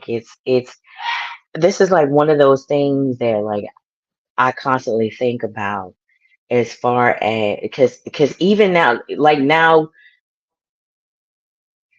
as things move faster and we're bombarded with so much more information, it's very important that we pay attention, and especially as a Black woman, pay attention, because there's going to be there's going to be a lot more gaslighting and manipulation. But I want us to keep in mind that, like Tupac said, and the Queenmaker always like to mention this: we all came from a woman, got a name from a woman, and are gained from a woman.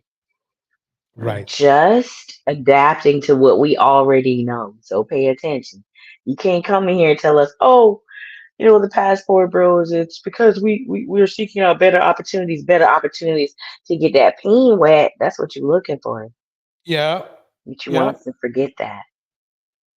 Yeah, it's kind of like he's trying to seem like it's, and this is the illusion I talk about that a lot of men do, is that we want to be respected, though we're doing unrespectable stuff.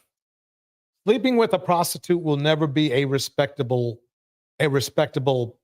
practice, or whatever you want to call it, or time, pastime.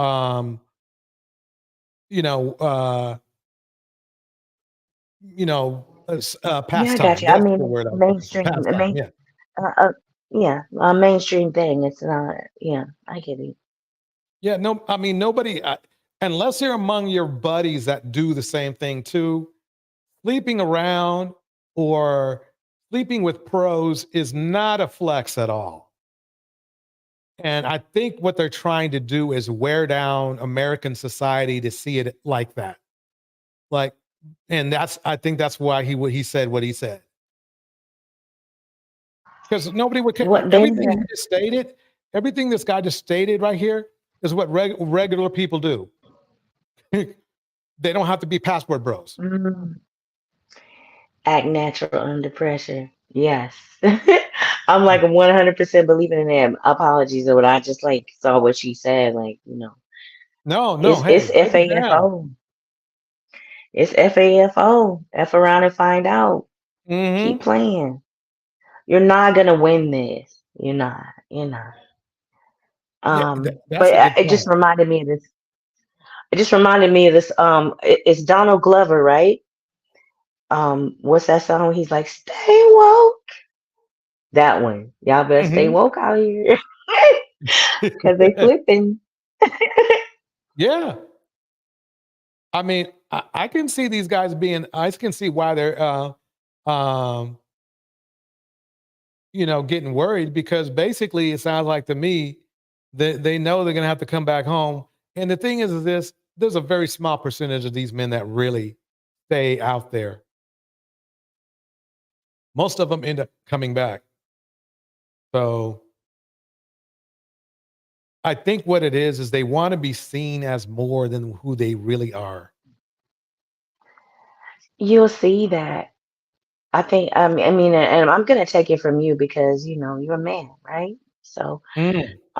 you're gonna be able to say that better than I can. But just speaking from experience, I mean, I've been involved with quite a few brothers, and that was the back and forth. They always wanted to make it seem like they were different or they were better or the situation was better than it was, and they Right. depend on either our ignorance or our hope or our silence, loyalty, pick meism. Pick me as if I like that. I like that. Yep. Very much so. Very much so. So let me go over this one. This young man right here.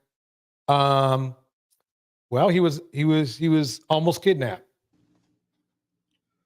What I learned from this trip coming to Colombia is And let me you give gotta him some be more careful volume. on who you trust. You got to be careful on who you give your information. So, and again, I don't know why they keep going there. Men have been getting kidnapped there for at least 10 years.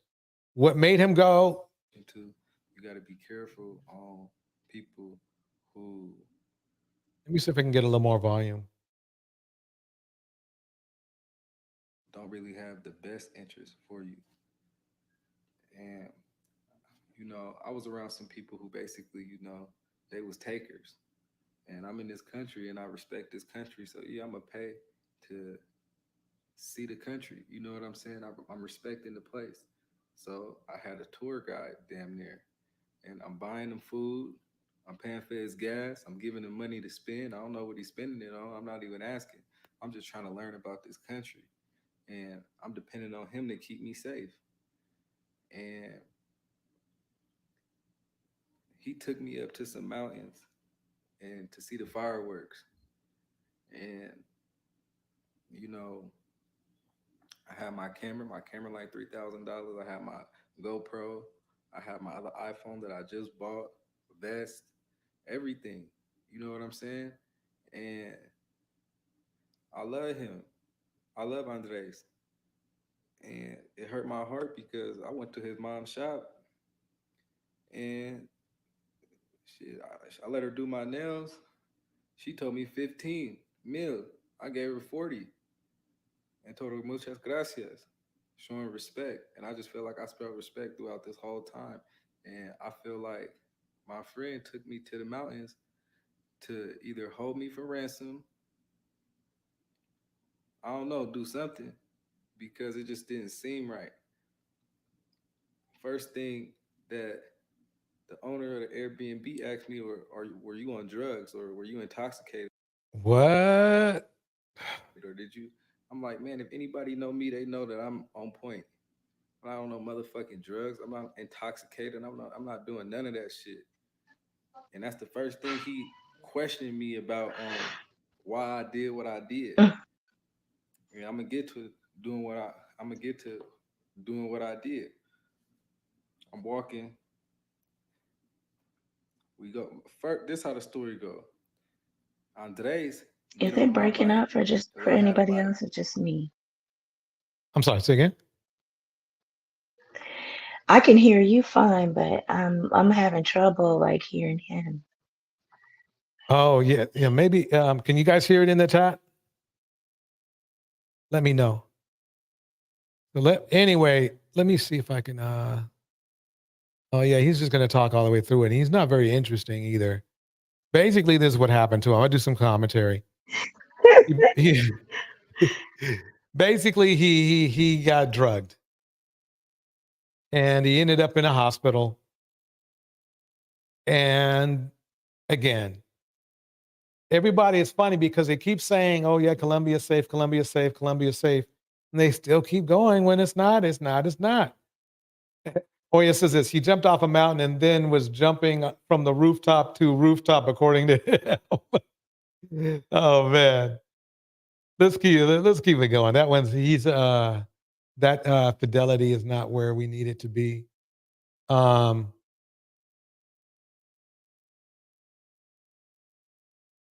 Yeah, this guy's complaining right here. Listen.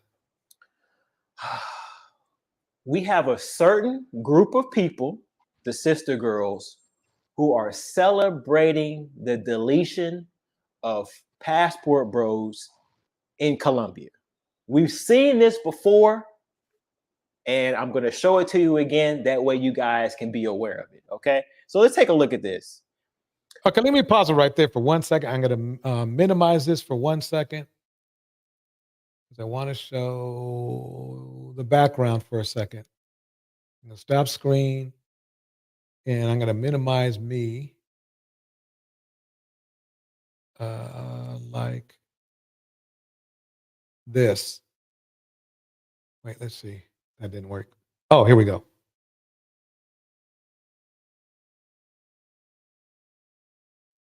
No, that's not the wrong one. That's the wrong one. There we go. Let me just go back to this. But if you saw the thumbnail okay, there we go. You can see the thumbnail here. And as you see the thumbnail, you can see that there's this guy here and he's disrespectfully. In fact, let me put it back up. Where is it? Here we go. See that? Look at that. This is one of the guys who passed. So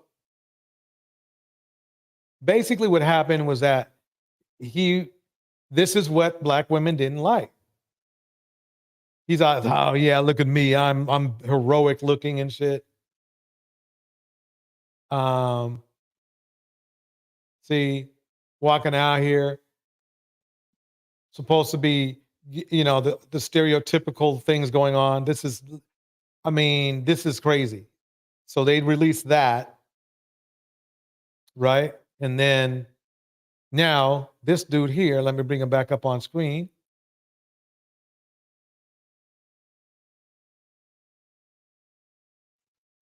Wants to complain about it. Let me start that. Oh, okay. Phoenix Soul, I guess dropped down. Okay, here we go. Gotcha. This post went around on Facebook, and I screenshotted it before she deleted it because I already knew that she was going to get some push. Okay, let me push this down a little bit. Sound a little bit. Okay. Back on it. But look at this.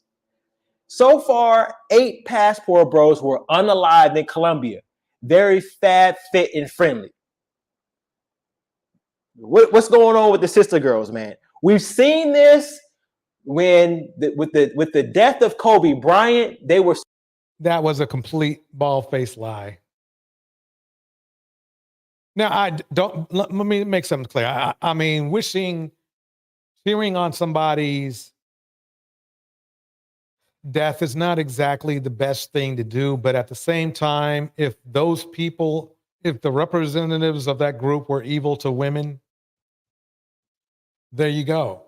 But Kobe, no black women, there was no group of black women that ever hated Kobe Bryant. Kobe Bryant was probably one of the most popular basketball players to women.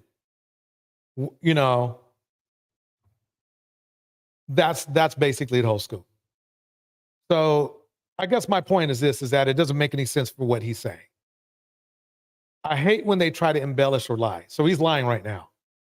Celebrating the death of Kobe Bryant, right? He's trying to justify his outrage by saying that Black women disrespected Kobe Bryant when he passed away. And he didn't. I remember this because his daughter passed away too at the same time. Everybody was shocked. Everybody was upset. The young ladies that I know that were around me were very upset that he passed away. That's all they talked about was him and his little girl. So basically, I guess I'm showing you the propaganda that these guys, spew out. It's total horse crap. It's total horse crap. So yeah, I understand his point about, saying, a passport, bro, not a lie, blah, blah, blah, blah. But the thing is that she caught herself and she took it down.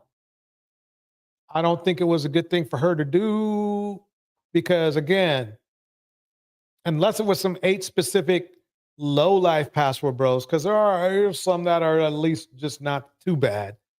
But, okay. But at the same time, don't try to put Kobe Bryant on. Don't put Kobe's name on this shit either. Okay? He didn't have to go fly anywhere. Who knows? He might have, but he didn't. So anyway, let's go break it down with the most violent, unstable societies in the world. Too many broke and lonely young men, and we are producing too many of them. A lot of the jobs that young men used to have as on-ramps into the middle class were generally industries that over-index male, manufacturing, frontline work. Those jobs have been outsourced overseas. In addition, once we leveled the playing field academically, women just blew by men. Women are more mature, they're more disciplined, they're better at delaying gratification. And over the next 5 years, we're going to have 2 women graduate from college from every 1 man. So what we have is an entire cohort of what I call emotionally and economically By the way, it's a lot. It's the stats get even more skewed when it comes to our community. Viable men. And so women are leveling up and it's great, but they're not interested in the men our society is producing right now. And the most violent, unstable societies in the world. Yeah, dude was a bit feminine with that sister girl shit. That's for sure. Welcome Mystic Moon in the house. And he had a mom in the house. Act Natural Under Pressure. Sandy Red, Tanya Sweat. Here we go. Bella Nowhere. All have too many of the same thing, and that is a broke and lonely young man. And we are producing too many of them. You hear that, right? Why is it that we have men in charge? Why is it that we are considering them to be our leaders? All of the scholars say that men are just not that great at even governing themselves. They academically can't keep up with women. And you know what? Quiet is kept. Just wait until Black people get unleashed. Wait until Black women really step into their rightful throne. Because if you think that you're being blown by academically now, listen, the writing is on the walls. These melanin deficient people are believing a false sense of superiority that is not based in fact. What is the writing on the wall telling us about men? What is the writing on the wall? Basically, generally it's like this. They're always talking about, okay, I'm going to get my grind on. Well, apparently that's not happening. Welcome, Rat Girl. Rat Girl is in the house. All telling us about melanin deficiency and people who, by and large, throughout history and even today, lack the creativity to continue to innovate. I'm sorry, I went off on a different tangent. That has nothing to do with this video, but it's just about how we are living in these societies and we are being stifled, how our genius and our greatness is being stomped on and dampened out. What is going to happen when women take their rightful place? What is going to happen when Black women are no longer bridled and saddled? What is going to happen? All right, Ellen Ripley, welcome to the stage. What is good with you tonight? Yeah, I just want to know why are Black women, why do they keep giving birth to these guys? I mean, if they use selective breeding, then they wouldn't have to hear such abuse. They would hear, guess what? Silence, because none of them would be born. They wouldn't exist. I understand that. I hear you on that. What do you think about the Passport Bro movement? What is your theory on why are they so obsessed on going to these places? What do you think? They're obsessed with going to these places because 99.99% of them are in the closet and they're going overseas having sex with nignogs. With men. They're going to Thailand and they're going with these transgender women, or probably, what do they call them? Lady boys? Yeah, and in Taiwan, I believe they call them like something like that. Okay, so also they go into DR to do this. So it's just, and also you can have, I'm sorry. Okay. Also, you can go, like you said, you can go with kids. And the passport movement, it's all about black women. Them going online bragging and talking about how many women they slept with. That's all to get black women's attention. Because they're childish and immature.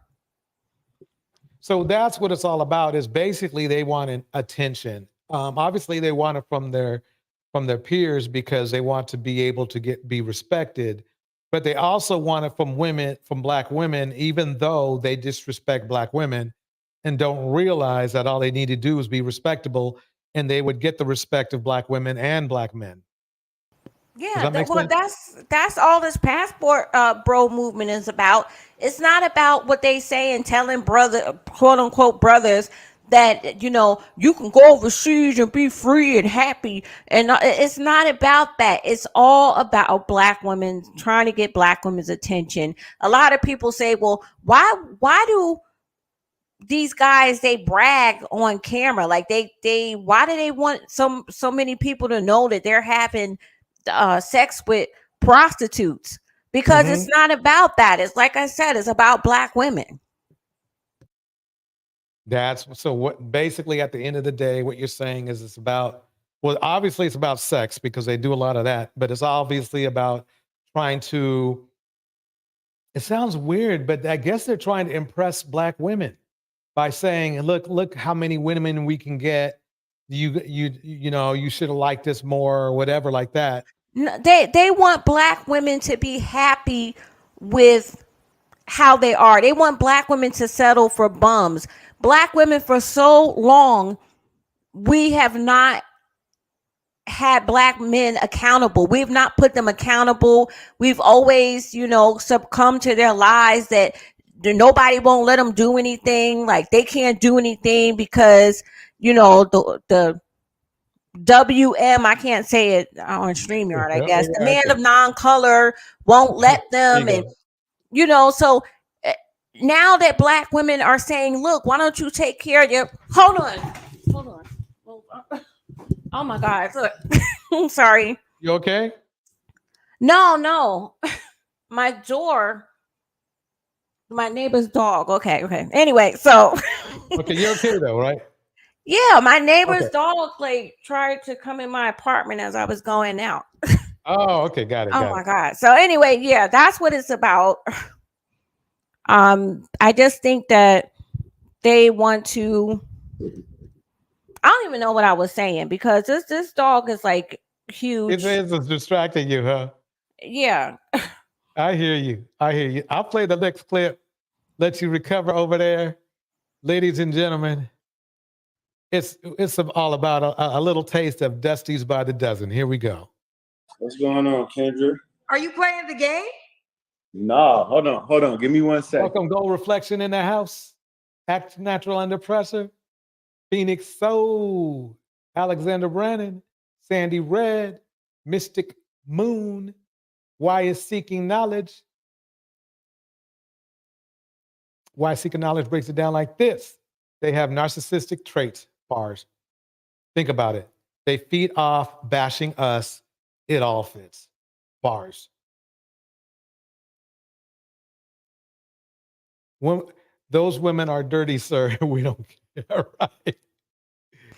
Mystic You Moon. know what, DJ? I wanted to say that I was saying that for so long, Black women have not put these men accountable. Like now that Black women are saying, you know, why don't you clean up your community? Why don't you do something?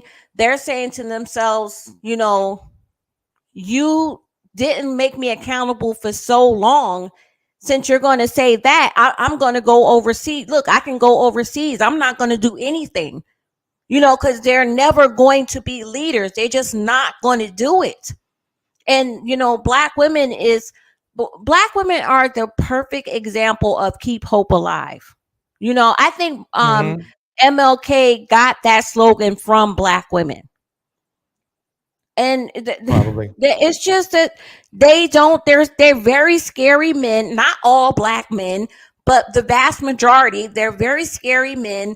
They can't control their sexual nature. They just can't control themselves. And they give up very easily, unfortunately. I know people are going to say I'm being prejudiced, but, you know, that's my opinion. But No, okay, I so mean, the anyway, thing is that the only way that really our community could be the way it is that people did give up. So, and it had to be men because we run the community. As bad as the community might get, we basically run it. Women might keep it from falling apart, but it's men that put it in a position that it almost falls apart. So I mean, that's the thing, is that I just wish men, we would just do at least what we are supposed to do. I mean, let's get some numbers up and let's get some numbers down. Let's get the good numbers up and let's get the bad numbers down. That's my idea. Now, it's clear to me that this passport movement, a lot of it has to do with, well, I give up, I forfeit bettering the community or being a part of bettering the community. And I'm just going to go ahead and do my own thing. but it's just.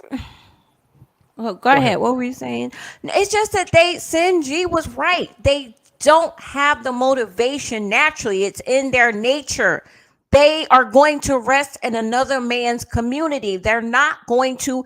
It will never be the day where, unfortunately, where Black men as a collective will be leaders, and Black women still are just focused on this dark sense of hope, and it's really stagnating them. You know, separate yourselves from because they're not doing it. If they're not doing good for the community, you have to separate from that type of toxicity. If they say, look, I'm going to be a stand-up person, I'm going to take back my community, and I'm going to raise my sons to be leaders and men, then give them support, but stop supporting degeneracy. You know, I would say, I think that we should practice selective breeding, but since they won't do that because they're so hypnotized and brainwashed, just separate yourself psychologically from these men. Exactly. I can see that. I mean, basically the thing is, I guess that's called decentering. Is that correct? I don't even know what decentering is. I've heard of it, but I haven't even looked at video. When your life doesn't, correct me if I'm wrong, Proud. Welcome back, New Diamond.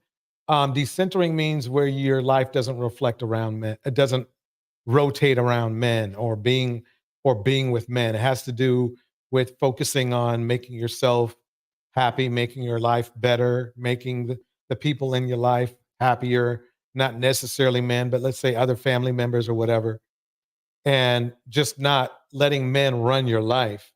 Welcome, Brina West. Brina West is in the house. And that's what I think it is. You know something? I'm going to have another live on that to define what that is, because I want to make sure I'm not talking talking the wrong talk about what it is. But that's what I believe everyone had been telling me, about that. That's the feeling I got. But I'm just telling Black women that as an intuitive as a person who has foresight, Black men are not, they're just not going to, it is in their nature. It is a spiritual thing. It is a natural thing. This is what I believe, that they don't feel right leading. They want to be in their femininity. You know, they may be the most masculine men physically, thanks to our genetics. You know, melanin is our, you know, we're root races. We started the whole entire human race. So that's why we look so strong and we look so durable. But that has nothing to do with masculinity. That has nothing to do with masculinity on a mental and spiritual level. On a spiritual and mental level, most Black men embrace the feminine. Like Mystic Moon said, you know, Black people represent feminine energy, and people of non-color represent masculine energy. Okay. Welcome, Corey Coburn in the house. Corey Coburn in the house. Let's play a little bit more. Here we go. Kendra G. Let me start it from the top. A little Dusty's by the dozen segment, everybody. Here we go. What's going on, Kendra? Are you playing the game? No, hold on. Give me 1 second. All right, you're gonna turn the TV off. Let's try Oh to my get a God. guy. Big shout out to Muck Saga General. Up in here. I did this show early tonight because I got somewhere to go. That Hey, better? you know, my photographer just came in. Can you hear me better? Like 10 more minutes. Muck Saga General says, salute to the Passport Bros. They've shown us the way. Yep. A way to the coffin, unfortunately. See that, and then they wonder why I mean, not that I care. I really, really don't care at all. But yeah, let me not say it like that. I mean, the thing is that I would really want to know, what way did you get shown? What way is it that you got shown? the way to the grave. How did this passport movement make things better in your life? You know, regardless of the risk. I'm sorry, were you going to say, Ellen? No, I'm just saying that they showed them. This is just the beginning, DJ. It's going to be, see, the more you tell these Dusties not to do something, the more they're going to do it. It's going to be so bad. I foresee it and I predict it. This may be, they're in. I mean, I don't. If you want to go overseas and get sex because you know you're not getting no nuts off over here, by God, I'm not trying to stand in anybody's way. But if you're getting deleted whilst trying to get your nut off, don't you think? I mean, I don't know. They showing them the way to the grave, and Black women. Yeah, I'm not trying to exaggerate, but it just seems like so much danger for so little. I mean, the thing is about this. This is my question: is that if these guys are such non-simps and such alpha men, why are they trying so hard to the point of risking their life to have sex with women that have sex regularly every day with every Tom, Dick, and Harry? I mean, that's the thing I don't get. It's like they're literally paying for. I don't get it. I don't. At the end of the day, I don't get it. Because they have to have. Okay, they are attracted. Black men just naturally, they are attracted to what is the opposite of them. They have to have that light skin and different features from themselves because they think that they're ugly. Okay, they don't want to produce anything that looks like them. This is just a fact. A majority of them feel that way. So they can't get it in America. They can't get that beautiful Latina woman or a high class, a woman of non-color. They can't afford it. So they have to have that light skin, and so they're going overseas, and they would risk death for what one person would say, quote unquote, the beauties. It could be somebody with a shotgun. They could be in line going to a brothel, and it could be a group of cartel men with shotguns, deleting them. Everyone that keeps trying to get to the brothel, and they'll still be hypnotized trying to get to those features. Yep. So true. Let me break this down right over here. Here we go. Or actually, I might have some more time because All right, I'm back. they're about to bring the car. Hello? How you doing? Yes, how you doing? What's your name? Fresh. Fresh. Hey Kendra, on some real, for real, like you, I was on your show like 2 days ago, and you on Instagram, and I was like, hold on, and you was like, I was entitled, and you hung up Yeah. on me. Yeah.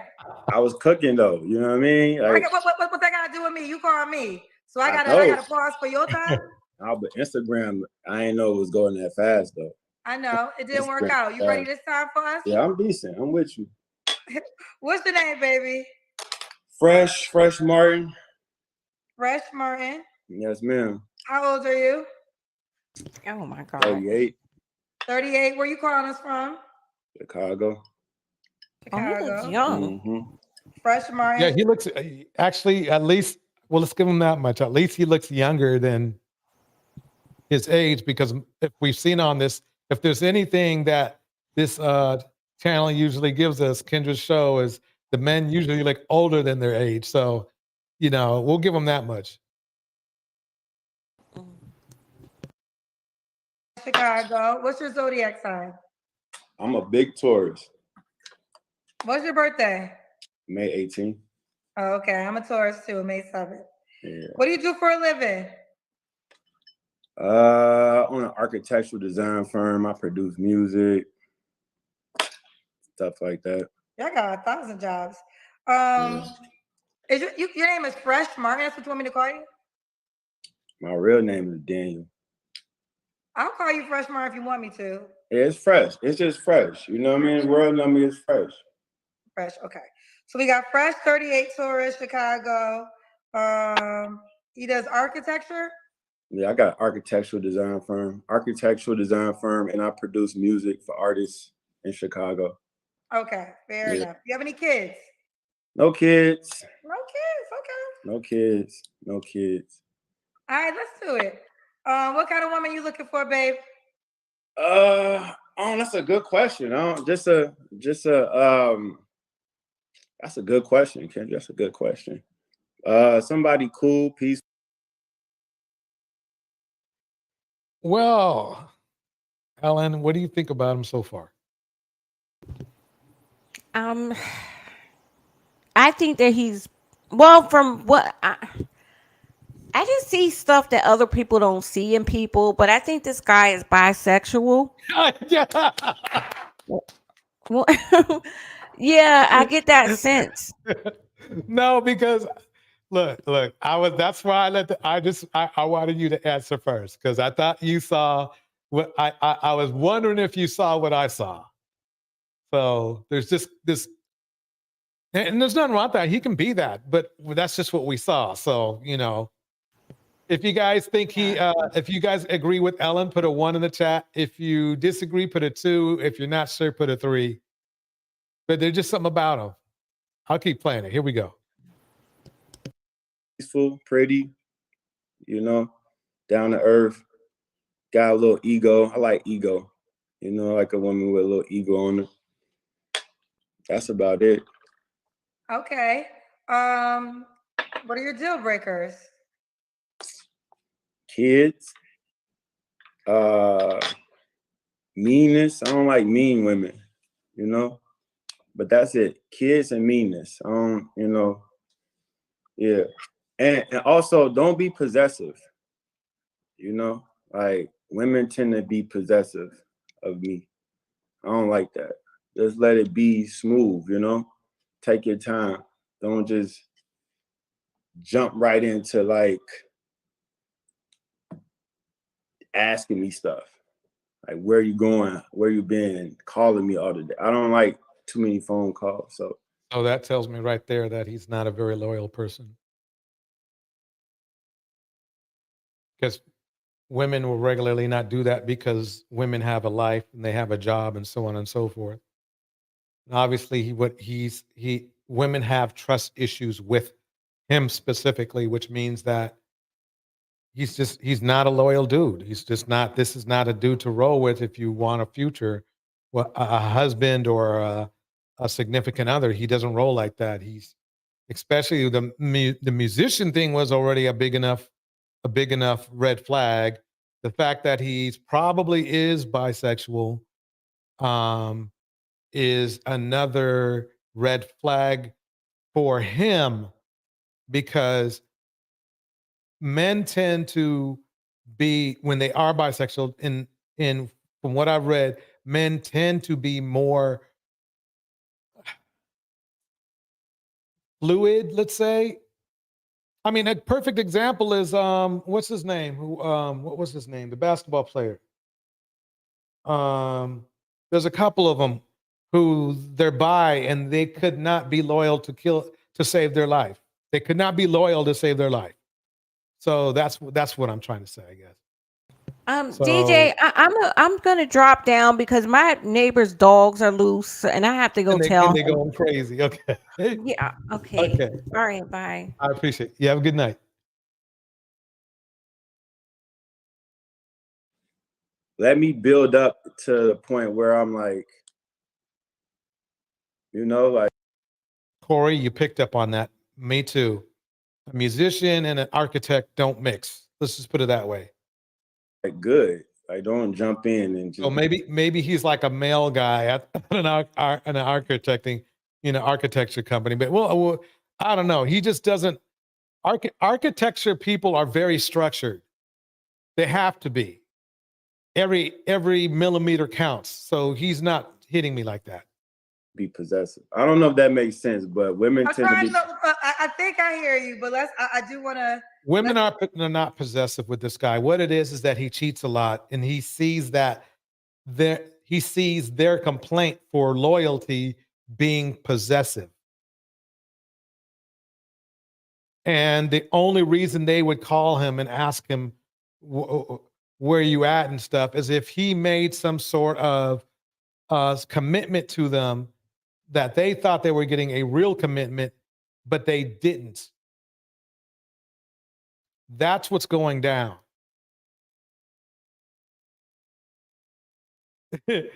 His design firm is a download. He paid $50 for that lets him do house plans that nobody is buying.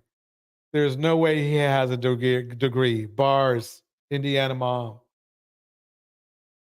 Yeah, fluid is just fluid and architecture just don't go. Let's digest it a little bit. Yeah. So how often can she call you in a day? See, told you. Told you he was lying. He knows what's up. Like that's a crazy question. It's not even like. Just say, all you got to do is say, I don't know, 5 or 6 times. See, Kendra would be slick sometimes. I love her for this. She knew he was lying. She did. That's why she asked him that question, because it's like this. If somebody's calling you all times of the day or night, you have a rough estimate of how many times that is.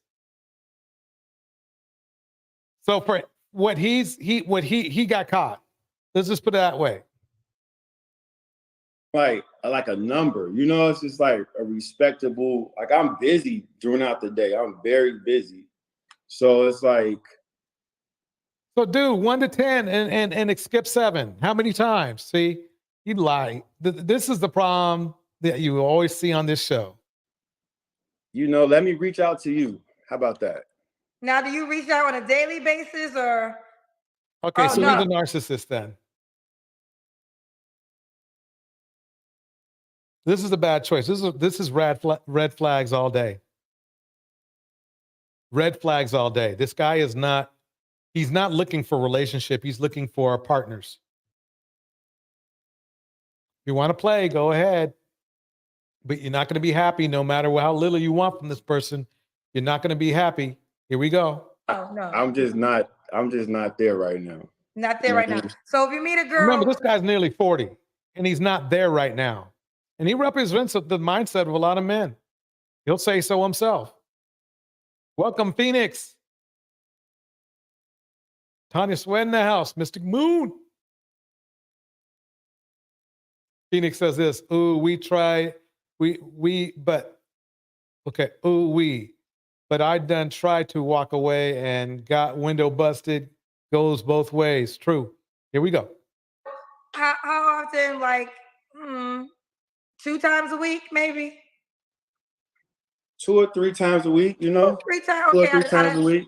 Out of the 7 days with 24 hours, if you hit her 3 times in that week, that means you like her.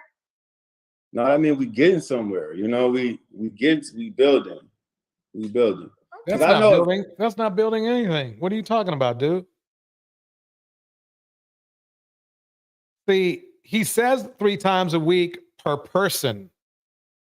He has many people. That's the problem. Per person, 3 times a week. Because if he has a rotation of 4 women, then of course it gets overwhelming because he's always picking up the phone. Eventually, like I know eventually it's gonna be to where it's gonna be some everyday type vibes, but not right away. What I'm going through is right away it happens. You know, like right away. Oh, so you don't want them to hear your voice every day, not right away. How long? Okay, how long does it usually get to the everyday happens? I mean, like if we being transparent, like I'm in a moment of healing, right? I lost my mom recently, so I'm just like. Then why are you on the show? I have no problem at all with you taking time out and healing. But you would think about it. Think about how strange this is. He's healing from his mom, but he went out of his way twice because remember now, he tried to reach her on Instagram, right? But he went out of his way to try to get on her show, okay, for a date. And this is a guy who only wants a woman to call him maybe 3 times a week, where he can find anybody to do that shit.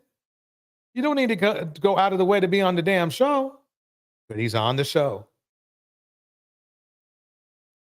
So I just wanted to bring that out, is that seems really strange that he would do that.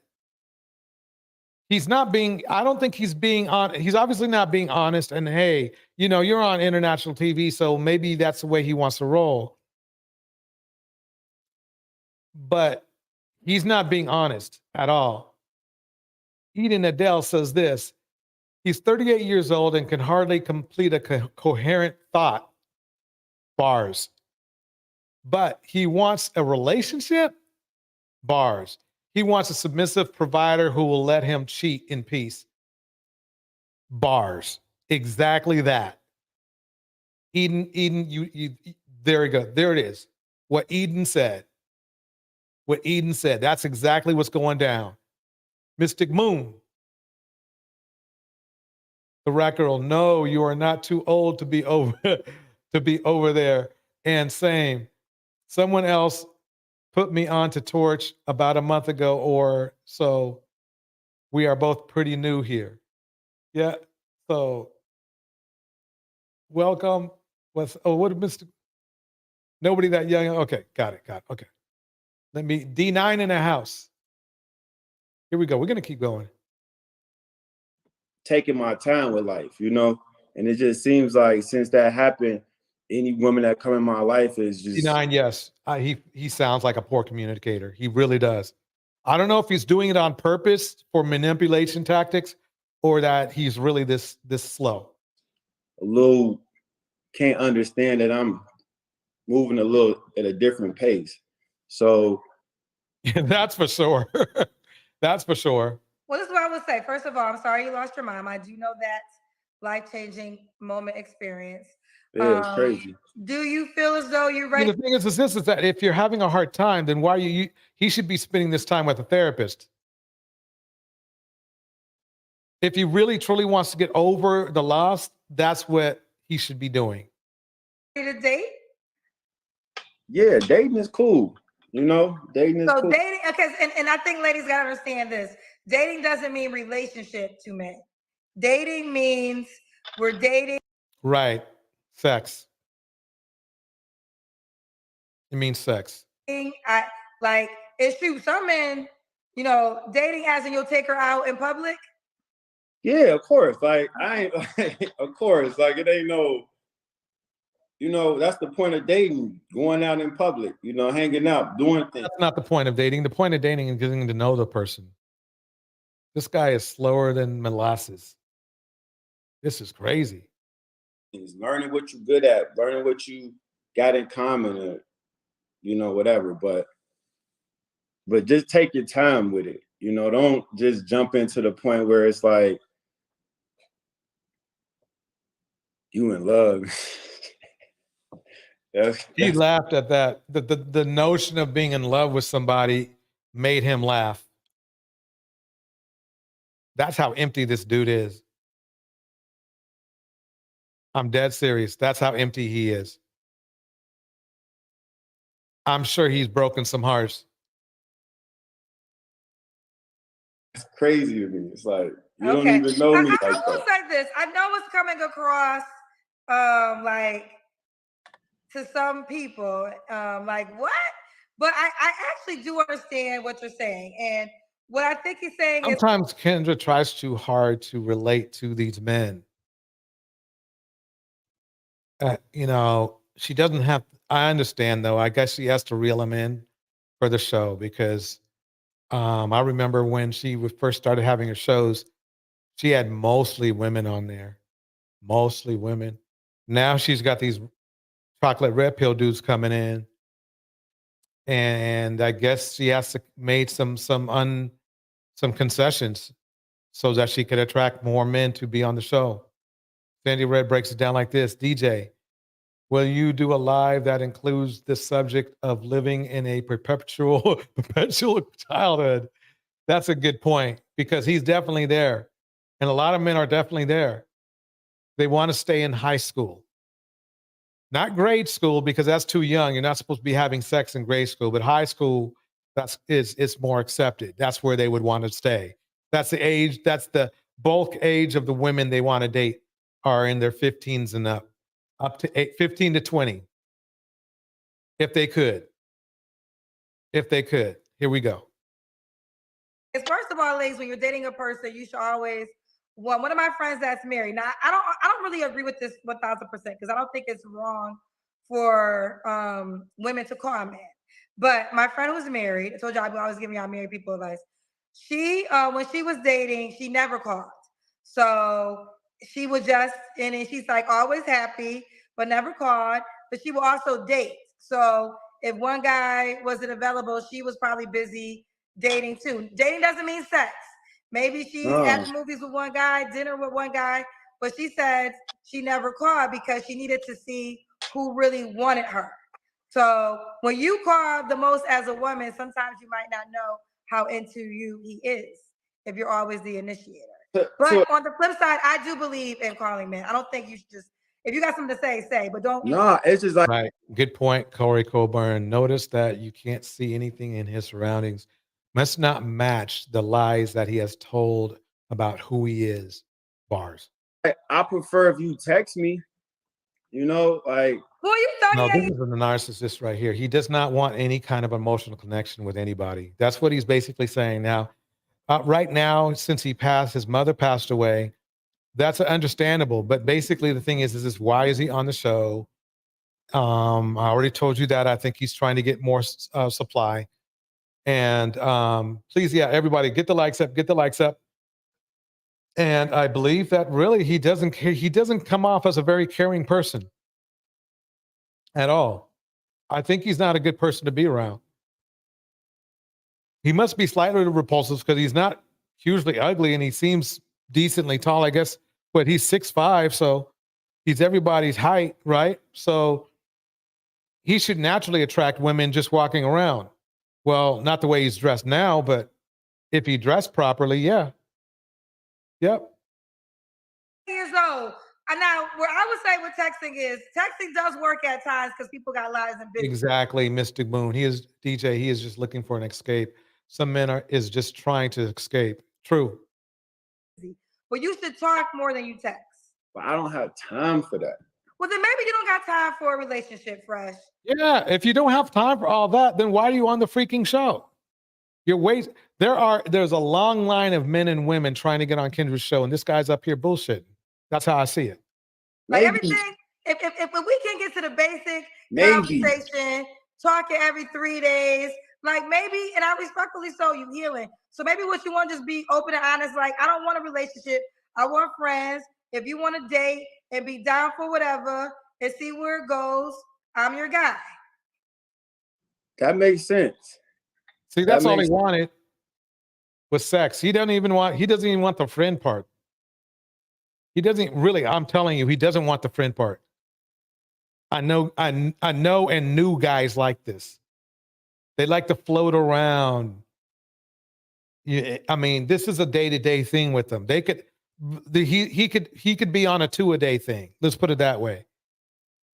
Eden Adele says this, Phoenix, I like privilege units. It's perfect.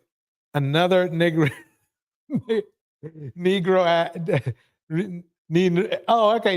Negrodactyl who thinks women should feel honored to be ignored and neglected by him. Bars. New Diamond says, a therapist, he'll try to fix her or him. There goes the healing. Bars. I mean, here we go. Sense. That makes sense. Take your time when you liking the guy. That's how I feel. Like, don't, because he's a manipulator and a pimp. And some guys would give him stripes for that. But ladies, I'm telling you, I think he's probably more of a pimp than he is an architect. I'm telling you. If he truly felt, and if you're true, I don't know. If I lose a loved one, I don't see how I'm calling up the show. Maybe, I don't know, maybe that is the escape that's going down. But it just seems like his whole nature is not that built into feeling for people. Mystic Moon says this, we're taking these men too seriously. They're just trying to make it. It's sad. And yes, DJ, he is empty. You know, once I like you, we locked in. You know, I'm good with kicking it. But see, look, as soon as he likes you and you're locked in, then you can kick it with him. You can actually, the prize is now you get to the level of kicking it with him. Not a relationship. Hendrix had a job. Yeah. He's nearly 40. Right. He's 40 and taking his first time in life. Yeah. Yeah. This is crazy. Here we go. Right now, I'm just like, take your time. Like, I do want that energy, but Kendra, dating in Chicago, weird sometimes now. It's weird. It's a little, I don't know. Well, okay. So he already told you what game he's on. So what are more deal breakers besides calling you every day? I don't want it to be even say just calling me, because I'm all about communication. It's just, no, you're not. Why did he say that? He didn't have to say that. There was no reason he had to lie. You know, just understand that my time is my time. And if I'm, busy and I get back to you and say, hey, I'm going to get back to you Yeah, he's an asshole, everybody. If you want that kind of action, here he is. He is not a cool person to be around. For some reason, back in the day, we'd say he was full of himself. Phoenix Soul breaks it down like this. I had a guy I supervised try to use the death of his grandma as in to get personal time with me. Sir, we're about in our 40s. SP, our grandma has lived a full life. I hear that. True. A reasonable time, but sometimes my day don't end till like 9 or 10 o'clock. So if you hit me up around 5, I just don't think I should be calling you at 10 or 11. Like, I think the time is over with. I'll just reach you at another day. But I mean, just the thing is that it's not the fact that as much as that he wants, he wants some time to himself, but it's the fact that he's made it a priority of this whole interaction with Kendra. And I believe he does that because he doesn't like to be caught. I don't believe that he really wants time by himself. I think he wants time with whomever he's going to be with at that moment, male or female. It seems like to me why I'm saying that is because it seems like he has a disconnection where he doesn't really have that, I don't know, that passionate vibe for women. It just seems like it's like, oh, women, so what? Welcome to the stage, Mystic Moon. How you doing tonight? I'm doing okay. Can you hear me okay? Sounds good. I was just gonna say something. Oh, hello. Thank you for having me up. But when I'm listening to this young man, I think we have to ask better questions. Yeah, sometimes it's like, it's nice to call a thing, like he's being this way or being that way, whatever. But I think for women to grow and really be able to decenter men and to really put their attention on themselves and all of that, I think we have to ask questions, deeper questions. Like when you look at him, I don't necessarily think that he is not into women. He may not be, but to me, when you look at him, I hear depression. I hear somebody who, just like you were saying before, empty and is looking for a supply, just looking for something.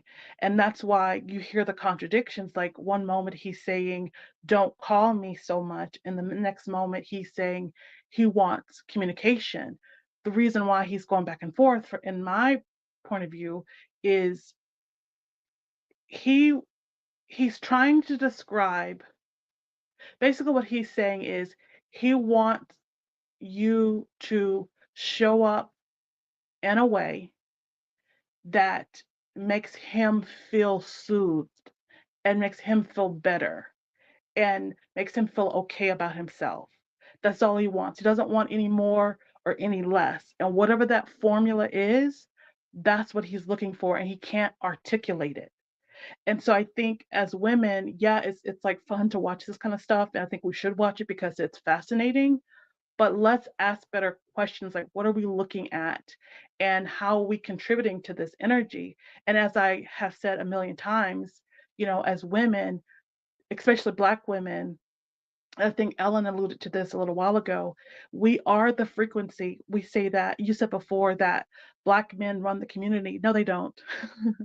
Black women run the community because the community is running on our subconscious. Whatever our subconscious is, that's the only thing that men can ride. And so when sort of our subconscious change, and it is slowly changing, we can see it. Like 10 years ago, we did not hear Black women say anything about decentering men. That was not even a term that was ever Right. mentioned. And now you hear it, So I don't know. I just wanted to just No, I like your input. bring that to the forefront, if that makes sense. Yeah, it does. Yeah, I'm not saying that men necessarily run the community, but de facto wise, they do. They might not run the community, but they're in the position of running it. And what I mean is that obviously women are running the community because unfortunately you see the state that a lot of men are in right now. To me, I think really the biggest red flag to me is hip hop is that the majority of men listen to hip hop. And if you listen to hip hop and you listen to its message, it's really fragmented. There's no path, there's no I mean, how many, rap songs are about building a house or building a family or building a community? Maybe back in the day, like something like Arrested Development, somebody like that, they might have some conscious hip hop, but that's kind of like now, that's kind of like today I would say that would be a novelty genre. For some reason, it seems today that men are more focused on instant gratification. Let's just put it that way. But I somewhat agree with you, but not completely, because if you, we always say that about rap, that it used to be this and used to be that. It used to be neutral, like sort of fun, but not necessarily talking about women, and not necessarily talking about anything that's important. That was a brief period that happened, but it was always degenerate. It was never in mass. Now there always have been pockets, but in mass, Right. it's never been this bigger thing. And the rap music is not the problem. It is just another No, it's not the problem, but it's more like the buoy. I don't think it's any of it. It's not anything. It really is just the face of something that's simmering below. And if you take the thing Right, exactly. if you take the thing from below, all of the stuff on the surface evaporates. So I don't know. I just think that when we're listening to somebody like him speak, that we don't take these people too seriously and have empathy, not empathy to give them a chance, but empathy in saying, that person just don't have it. And it's just is what it is, and not let ourselves get, swept up. But I feel like this crowd here, like, we know what the deal is over here, but it's just sad to hear some women take this seriously Right. and get so upset about it. And it's like, no, somebody said something about this sort of perpetual state of childhood. Isn't that interesting? Like, how can they develop? Because and I'm gonna say this and I'll kind of zip it so we can finish watching the video, but I sometimes I think about, like, how can they grow out of childhood? It's impossible, because if Black women have been taught to center men, and we've been taught this lie that they're the leaders, they're the strong ones, they're the ones with the knowledge and all of that, then we are using all of our life force energy, our power to basically abandon our post so that we can sort of live up to this lie that we've all been fed, right? And so we've abandoned our post. So now they are stuck in, what is it, purgatory, where they can't go forward, they can't go backwards. So they're sort of spinning, and they're going to keep spinning. And then when we shift, and you see women, how women are slowly shifting out of it, slowly but surely, you're seeing all the noise of them sort of like spiraling. And that's normal, because whenever you're shifting out of something, there's going to be that chaotic space. And then eventually, it starts to shift with us. So I don't know. I just wanted to point that out, that this is all very normal. And just remember that we are the ones. We are the ones. And there's something about, I think, it's not just always, like I said this the last time, like, Black people are the frequency holders of all the races, the strongest frequency holder. Women are the strongest frequency holder of the two genders. And for some reason, and I've been meditating on this, and the Holy Spirit, has been giving me bits and pieces, but American Black women specifically, I don't know why we were chosen, but something about us, we're the frequency holder of even the Black women, then the Caribbean women, and then other women who are in Western countries, and then the continent. I haven't really fully fleshed it out. It's just in my spirit. But I could feel that there's something specifically about us, which is why we're on the bottom, obviously, which means that when we come back to our post and this whole thing flips around, then we'll be back at the top again. So I just wanted to say that. I know I'm really long-winded, but I just wanted to. No, I appreciate the input. I do. Okay, I'll mute myself. Welcome, Concrete Ghost. How you doing tonight? I'm fine. How are you doing? Doing good, doing good. What is your thoughts on this gentleman here, and you know, what's on your mind?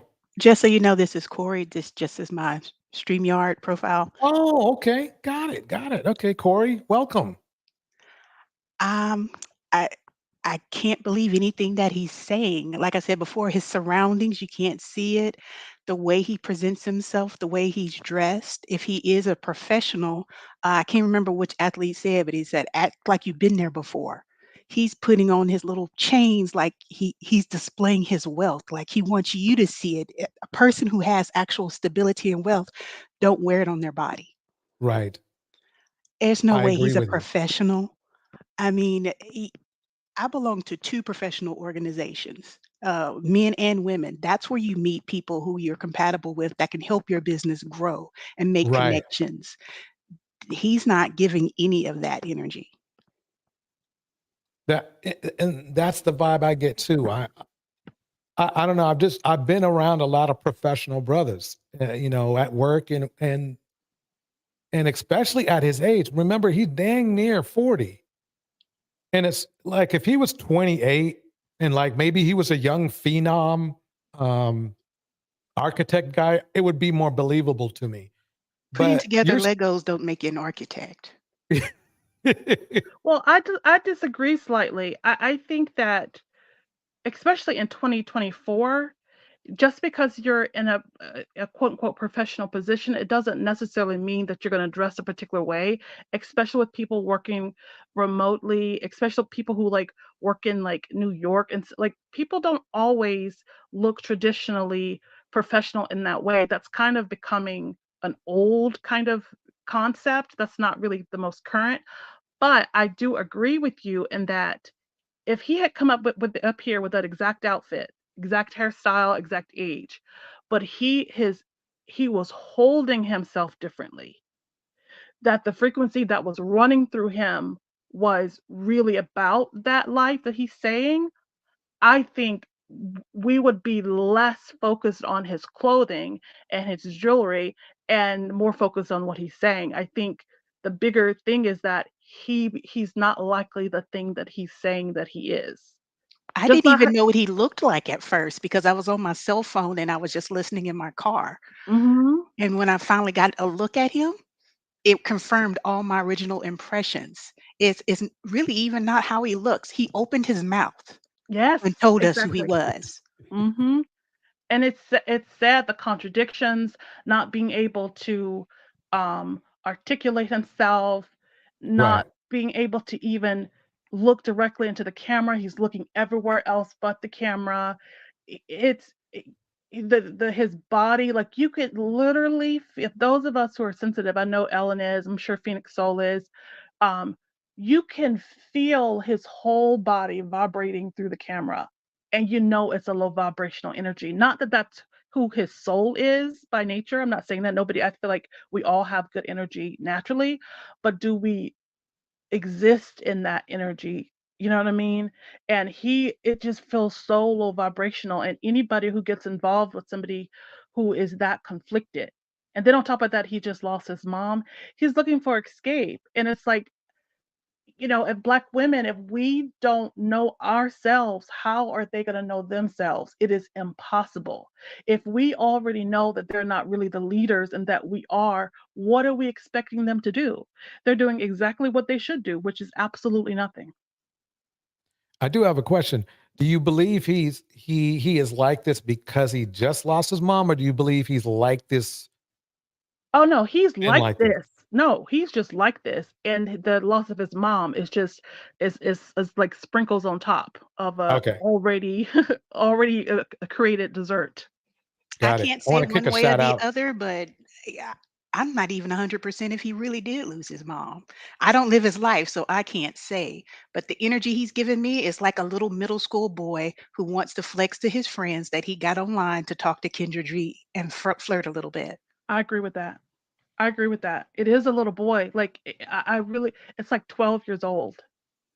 Yeah. Well, 12. That's the, if I could pick an age, 12 or 13 is what it is. And I'm not in any way trying to insult this man, because I feel like I see everybody's humanity and I see his humanity, and I think that we're all equal in that regard. But we also have to look at how they're living and what they're emitting. And I totally agree. It's like 12 years old. 12 years old is what I'm getting. And it's really sad to look at and watch. So that's why I stopped taking them seriously, not their humanity, take everybody's humanity seriously, but stopped taking it seriously, because I'm elevating as a woman, and I'm realizing, oh, like, it's okay. Like, it's okay. There's something deeper moving us, and it's gonna be fine. I mean, we can still talk smack, but I think while we're talking smack, if there's anybody who feels discouraged underneath it, don't feel discouraged, because it's gonna be okay.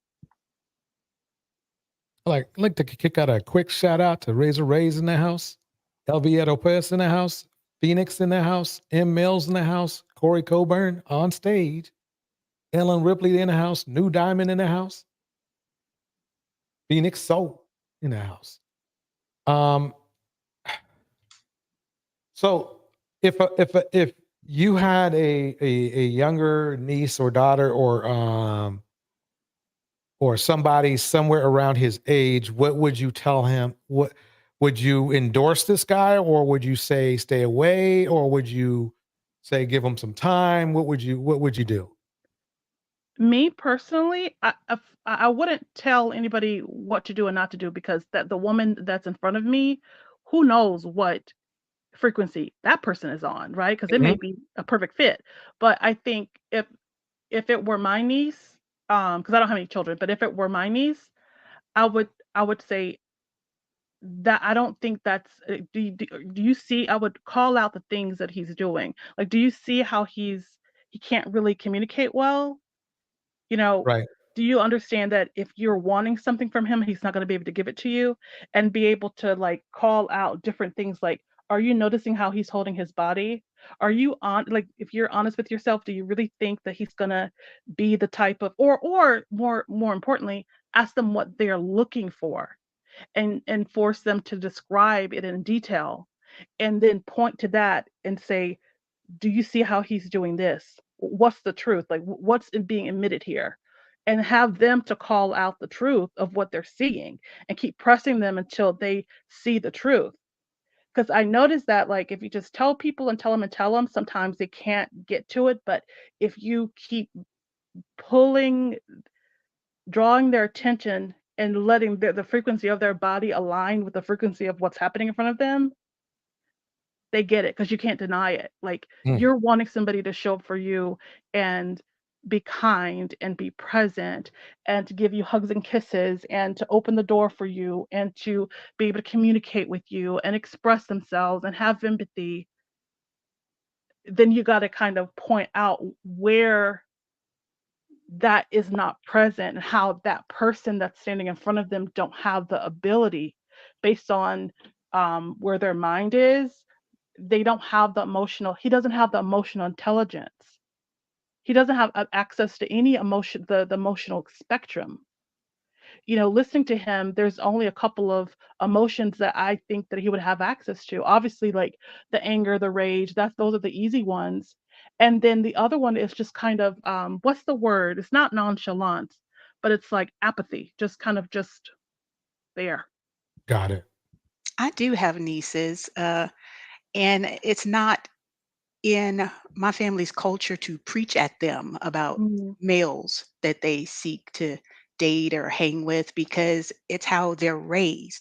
It's kind of like who said it? Phoenix said it. You plant the seed, you pour into your young lady so they know they are equipped with the knowledge and skills to recognize when a man is a failure. So you don't have to preach and push and twist their arms.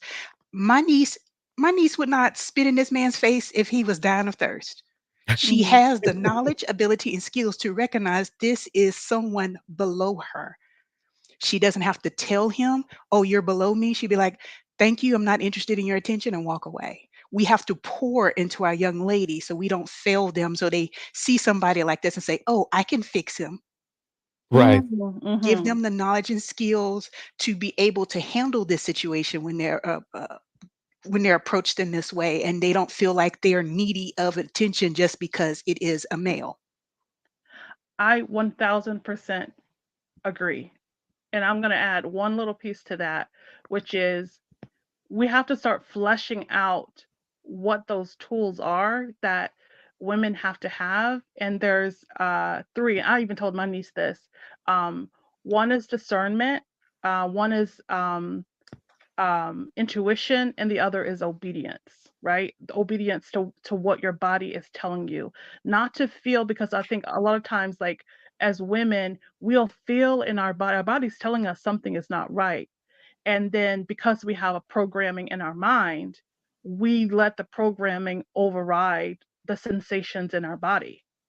And so, like you were saying, like making sure that they're poured into and they know what the deal, like know their worth, know their power, so that they won't walk into that. But they also need to know how to discern, like, what are you really seeing here? And how is it that within your own body, you want this particular type of love? And then you're looking at this person and you're trying to change them, trying to, like, they have to know emotional intelligence, and they have to know the tools to read what's in front of them, to know accurately, like what is really there, what I it is call that. that critical thinking. That's a critical thinking package. A lot of our young men are missing it Mhm. altogether.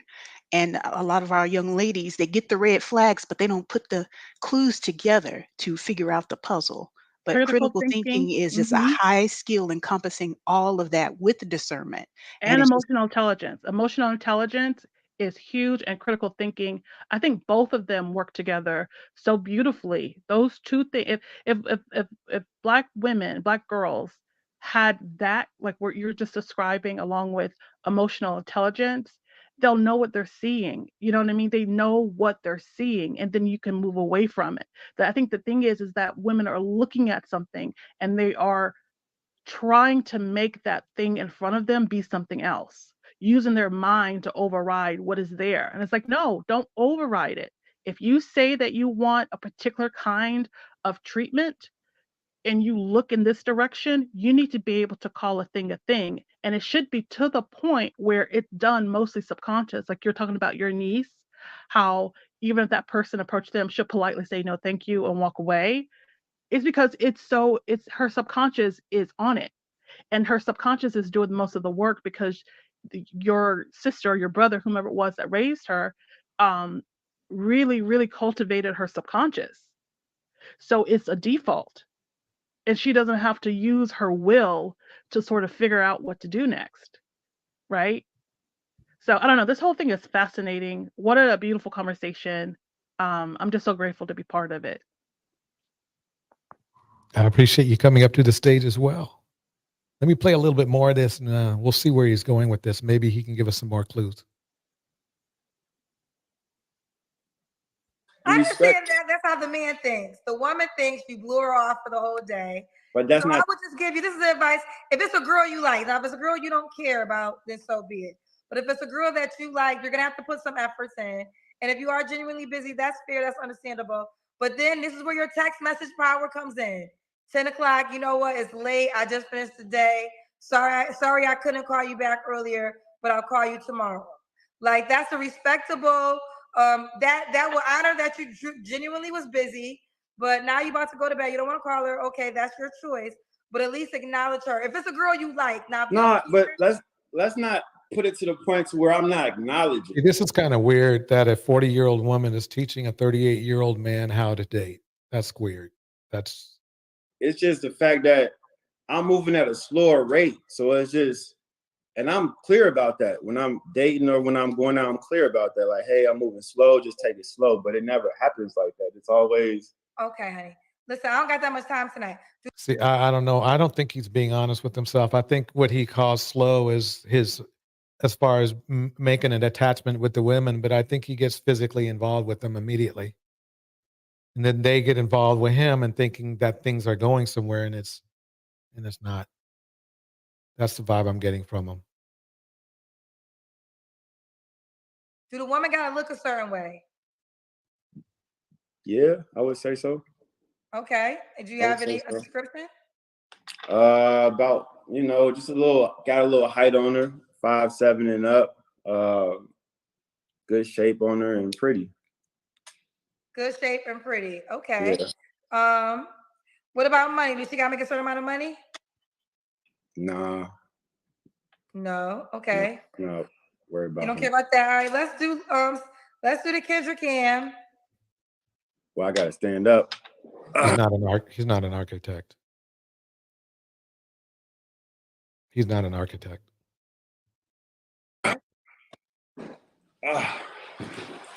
That far enough? You seem tall. You act tall too. Yeah, I'm a tall guy. Yeah, you act tall. How tall are you? 6'5". Yeah, there you have it right there. And that's it. I'm Everything is sorry? clear. Everything is clear to me now. Oh, okay. Everything's clear to me now. You're 6'5". You have no kids, which I'm actually impressed. I'm gonna be honest. I'm Yeah. impressed. Now, you don't have any kids. Do you not want kids, or you just want to wait for the right woman? I want to be married before I have kids. I respect that. Yeah. I respect that. You guys believe he wants to be married? Not in the least. And if he has no kids, at least he's not claiming any kids. That's what I hear. I agree. The ladies be on you. I mean, you're not a bad looking guy, but you got what ladies like. You look like ladies like this. They like men who look like you. But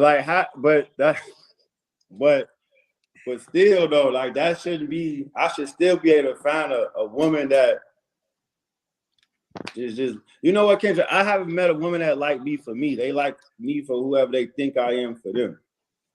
What the hell? I'm a little confused though, because she didn't ask what kind of woman that he's looking for, and he's giving us all this XYZ. And he's talked about himself a little bit, but I have to ask the question that the red pill asked the time. But what is he bringing to the table? I Exactly. haven't heard of anything of quality from this dude. Architect, musician. I mean, Yeah, what is he bringing to the table? Yeah, the funny thing, welcome Feisty Black Tina, by the way. The funny thing is that it sounds like, if anything, he doesn't want to bring anything to the table.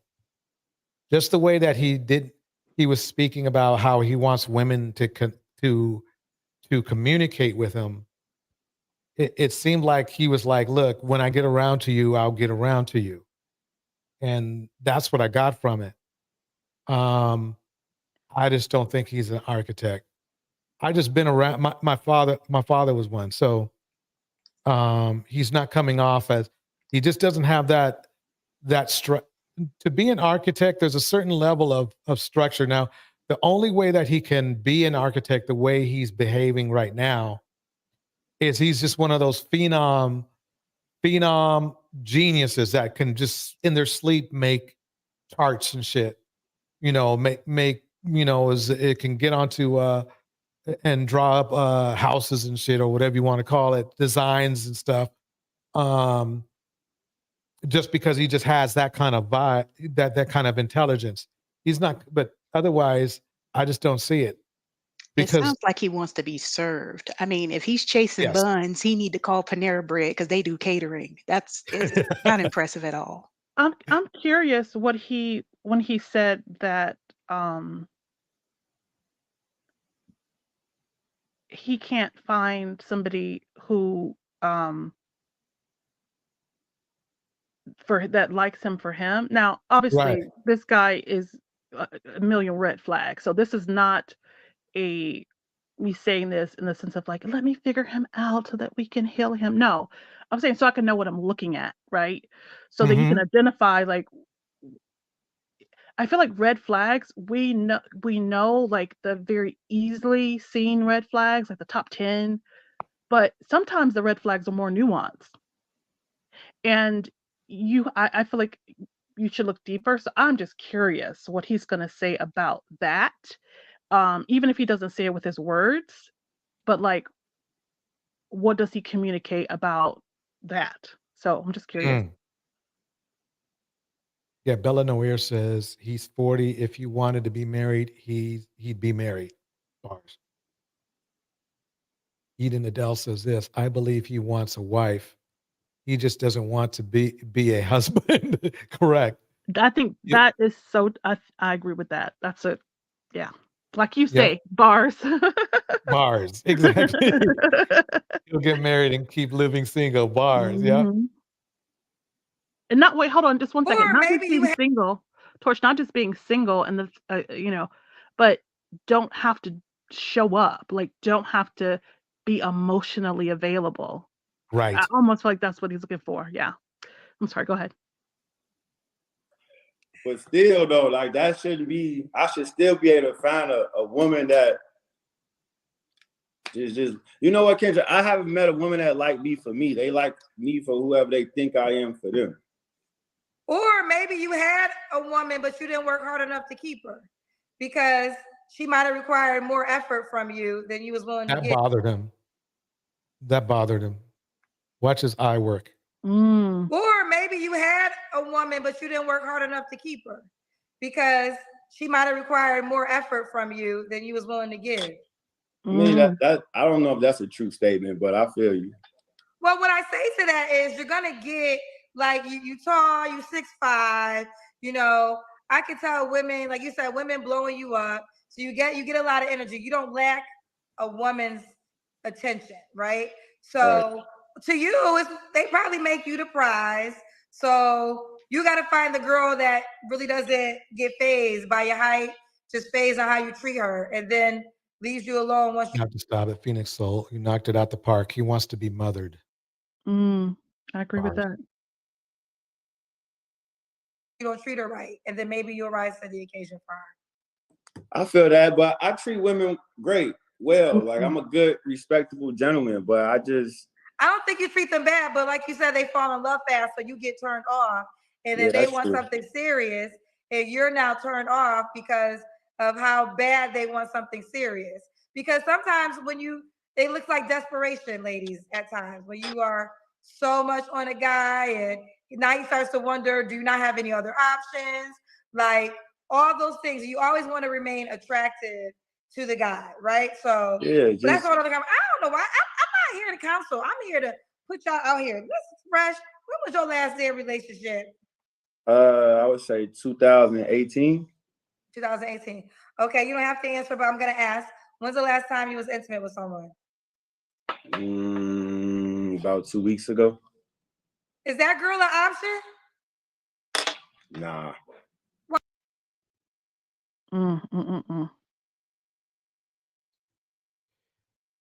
Why you sleep with her then? She was my ex. Oh Lord. Oh Lord, the ex is still around? But that's kind of weird because he said his last relationship was 6 years ago, but then he sleeps with his ex. I know they can come back in your life or whatever.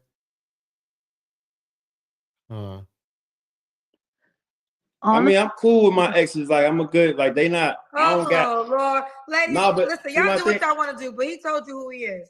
But You no, cool my with all thing your is, I feel like, cause I tell the truth, so they don't hate me. Like like it's cool. It ended, in good terms. So Do you want to be somebody's husband one day?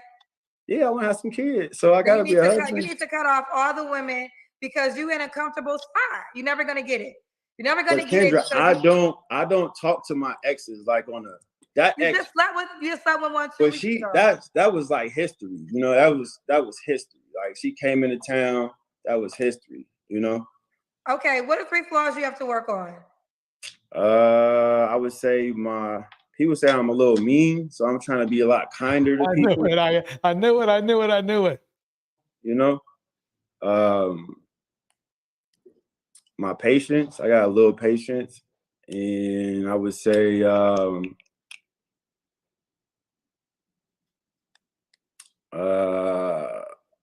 time management. I would say. Time management. Yeah. Okay, and why would a woman? That does just not tell me he's an architect. You can't, DJ, you are going to be at sleep saying this man is not an architect. No, I agree with you. I don't think he is either. But even if whether he is or he isn't, I think something that Kendra said was true and also problematic. when she said that he's not putting in, he doesn't want to put in any effort, blah blah blah. That's all true, but like Hmm. when she's telling women, not to be desperate, yeah, I think that's true. But also, you're a grown man. It doesn't matter if there are lots of women who are interested in you or not. You should still be able to hold yourself in a way Mm. that you know how to that you don't entertain all a lot of stuff that's not on your frequency, the BS. Like you should be able to do that yourself. Like it's not the world's responsibility to show up and just act right. No, you know how to hold yourself in a way that you will find the woman who likes you for you and is not looking at you as something that you're not or whatever. That's your responsibility. It's so sloppy and it's so lazy, it's so entitled, and it just seems like he wants the world to just do everything for him and he just show up. Like that's so for somebody who is, I think he's physically attractive, but that just takes it down 50 notches. Like how do you not hold you're responsible for your own energy. Right. I'm sure there's a lot of men who want exactly what he wants and don't have these kind of problems. I'm not exactly sure about his physical attractiveness. His face is okay, but when he stood up, that shirt was lumpy, like some badly made mashed potatoes. If I have to exercise and work out, you have to do something too. And that shirt is giving lumps, like bad grits is giving lumps, Like he has a gut. He's like you not might like have breasts. obese, but it's not like he's what you call healthy. I mean, he's not the man of the year on front of a magazine, but I don't think he's unattractive. I guess for me, so much of the attraction has to do with how you hold yourself Mm-hmm. and how spiritually grounded you are. If you're a critical thinker, if you're discerning, if you're emotionally intelligent, if you're kind, so much of the attraction is that for me, that I think for me, I can kind of go either way on what somebody looks like. So that's not as important to me. Right. But for somebody who is very, very into like the physicality, I totally understand if that's not if I'll you're be a not little vibing petty with it. with it because I am a tall female. I Mhm. got to tell you, if you are chunky like that and you 6'5", then you weigh a heck of a lot. Mm. Because I'm over 6 foot. If you're chunky like that, being that tall, you weigh a lot. It's a Mm. lot easier for a tall person to be thin than it is for a short person to be thin. Okay, that makes sense. That makes sense. Wow. I'm too blinded by all the energetics that he's throwing out that I can't even the looks, I can't even get to that because of all of the other stuff that I'm hearing and feeling. But I'm sorry. That's all. All right, let me play a little bit more. I'm gonna be lucky to be with you. I got a couple reasons. Kendra, I'm on TV, boy. Talk fast. They telling me I'm on PT right now. Why would I be lucky to be with your ass, Fresh? I handle my business. I'm a man's man. Like I take care of my finances. I'm just a good catch. That's all I'm gonna say. Like You are a good catch. The man you can't call is gonna call you maybe 3 times out the week. You don't call him too much. Starting out, Kendra, What makes you a good catch? Now the attributes that make you a good catch is what? The same reasons why you mad at women like you for. Boy, how could the woman reach out to you that want to be on your team of women? They could hit my Instagram. It's Flav God. It's FLAVVGOD. Kind of like on the shirt. Okay, well, someone said this. Bro ain't got no kids in spite of a few things. He still is disciplined enough to save the important things for his future family. Lord of Leon said that. That is true. I do respect that. Want to be a wife. Oh, someone said $5. Kendra, what time is it for BET in New York? Right now. It's on TV right now. And Kendra's giving out life lessons. Tune in next Sunday. We'll be discussing new answers. All right, we got to go. All right, listen, keep me posted on how many girls you add to your list. I would. I see. Kendrick kind of knew he was a player at the end.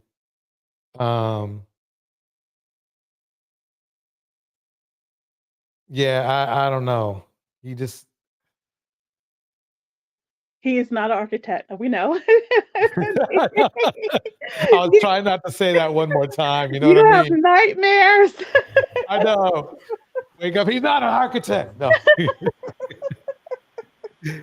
Especially if your dad is one, it's like not only do you know, but you know all the nonverbal signs of an Right. architect. Yeah, I understand what you're saying. Yeah.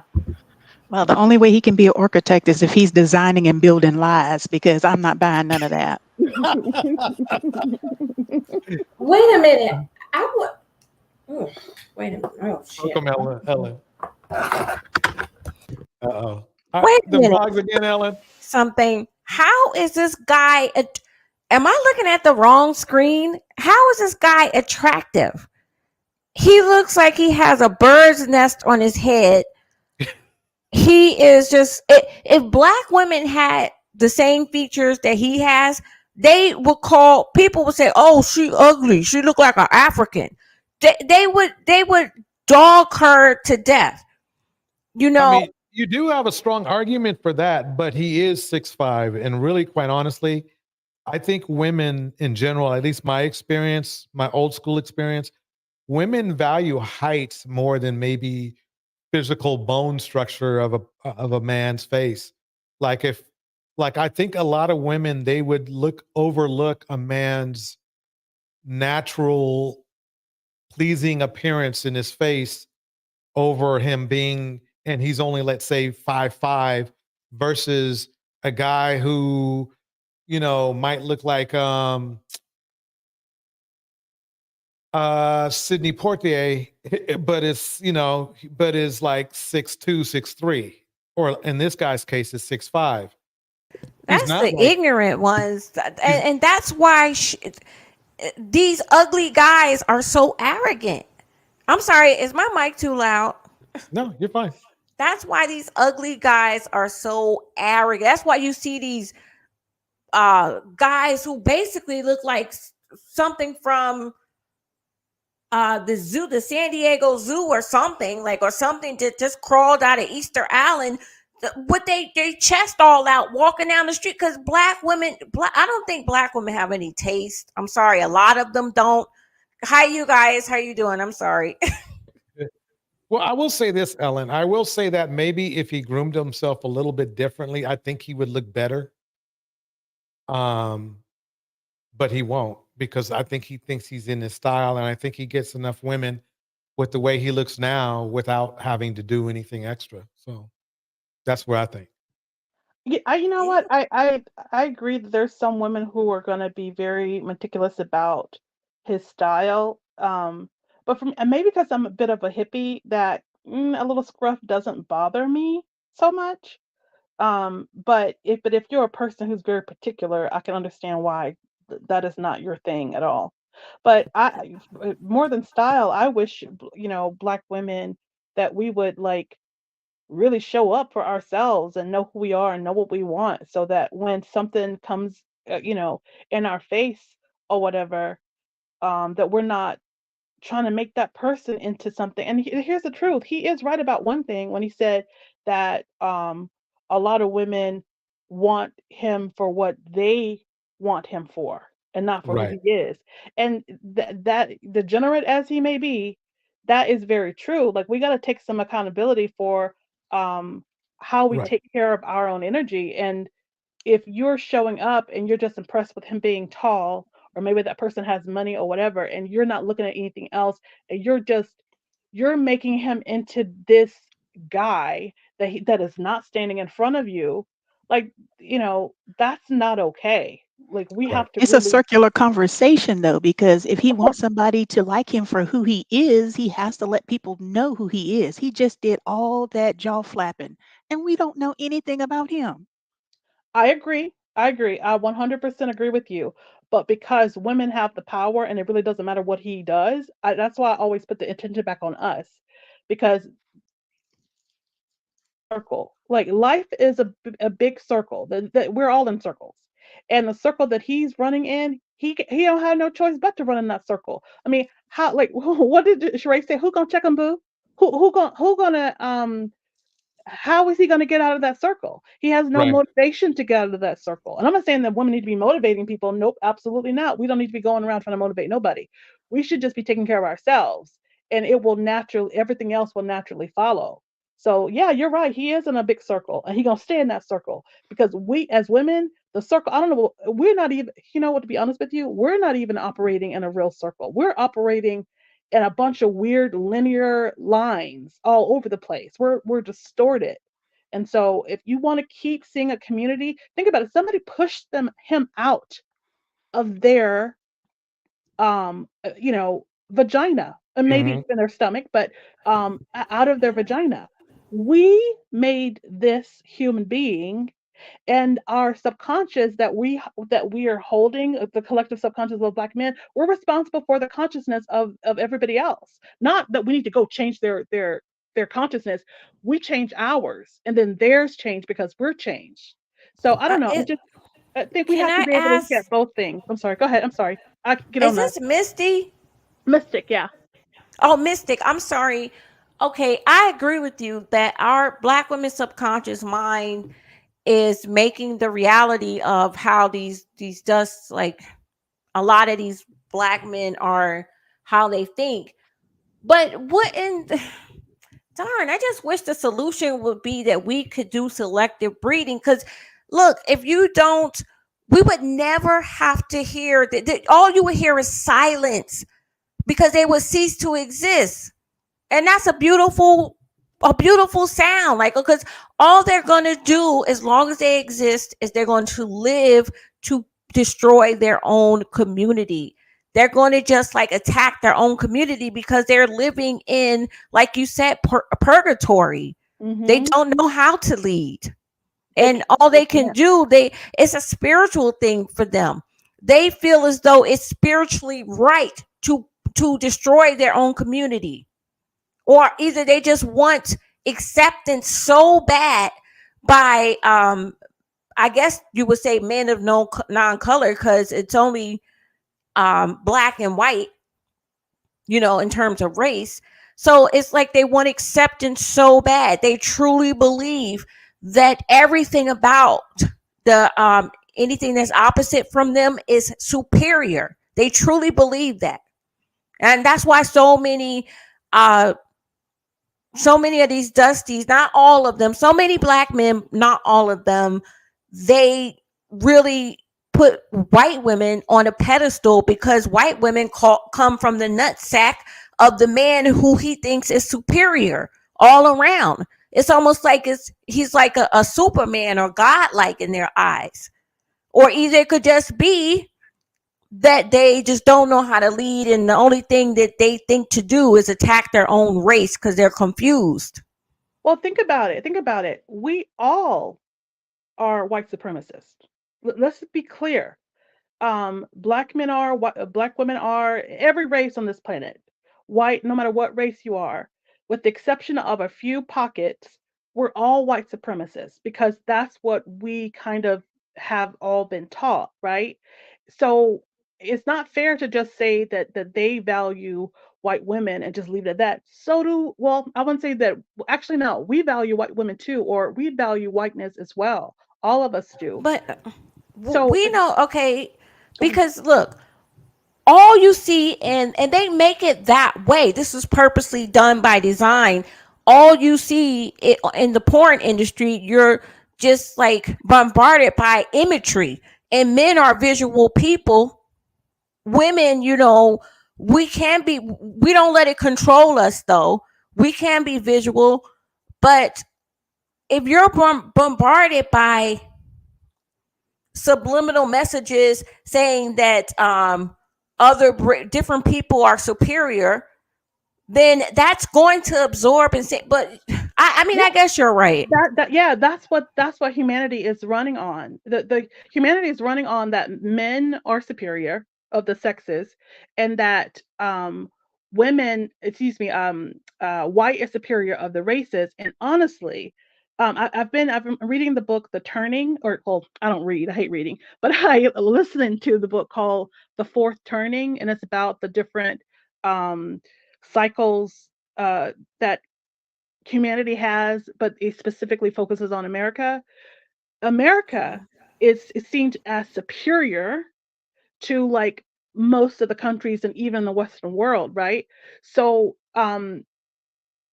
we're all fed this narrative, and we're all just doing the best that we can in this mess. And I think for Black men, they have two things. One, I feel like, yeah, they want to be seen for something, but what they don't realize is that the thing that makes them something is us.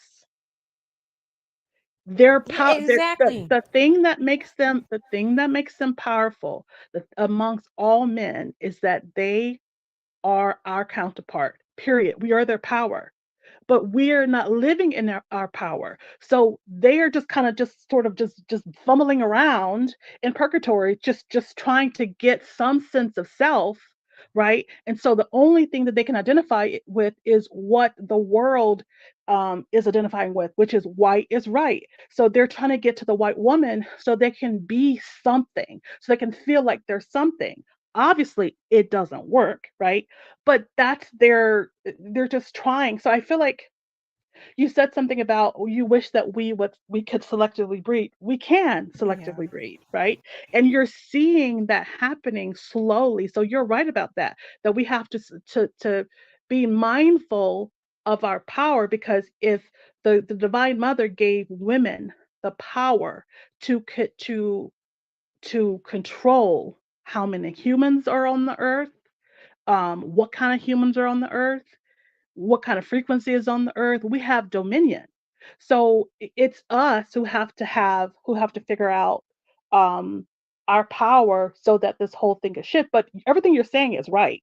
But I feel like we always have to bring it back to it's us, we're the ones. And every time we get upset and we see them, you have to say, well, what am I not doing? What power am I not holding, right? And so I'll say this one last thing about the selective breeding.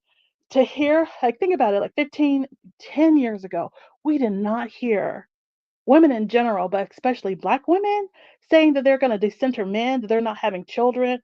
You didn't hear that. And that's why this whole thing with because the subconscious is running humanity. Because if you think about subconscious, your own subconscious is running your life. So if you put a whole bunch of lives together, then the collective subconscious is running all of humanity. And this is why I really believe, and I think we're probably all agree with this, that's why this whole thing with the abortion, laws have changed. It's because the dying power, that is the patriarchy as it stands. It is trying to stay alive, just like any egoic form is trying to stay alive. And so it's trying to control women because they can't actually control women. So this is the best way for them to do that. So I hope all that makes sense. Oh no, it makes complete sense. They should have stopped. They were supposed to give the world up to the feminine energy, but now we're moving into. I don't know anything about astrology, but I keep sensing that we're moving close to a planet or something. Like I keep having dreams that the world is like our energy is shifting we're going to be able to see into other realms. I know this sounds crazy. I sound like a complete nut job, but you don't. It makes perfect sense. It's happening. It may not be completely in our lifetime, but it's happening. Like people are already seeing things now. The level of awakenings.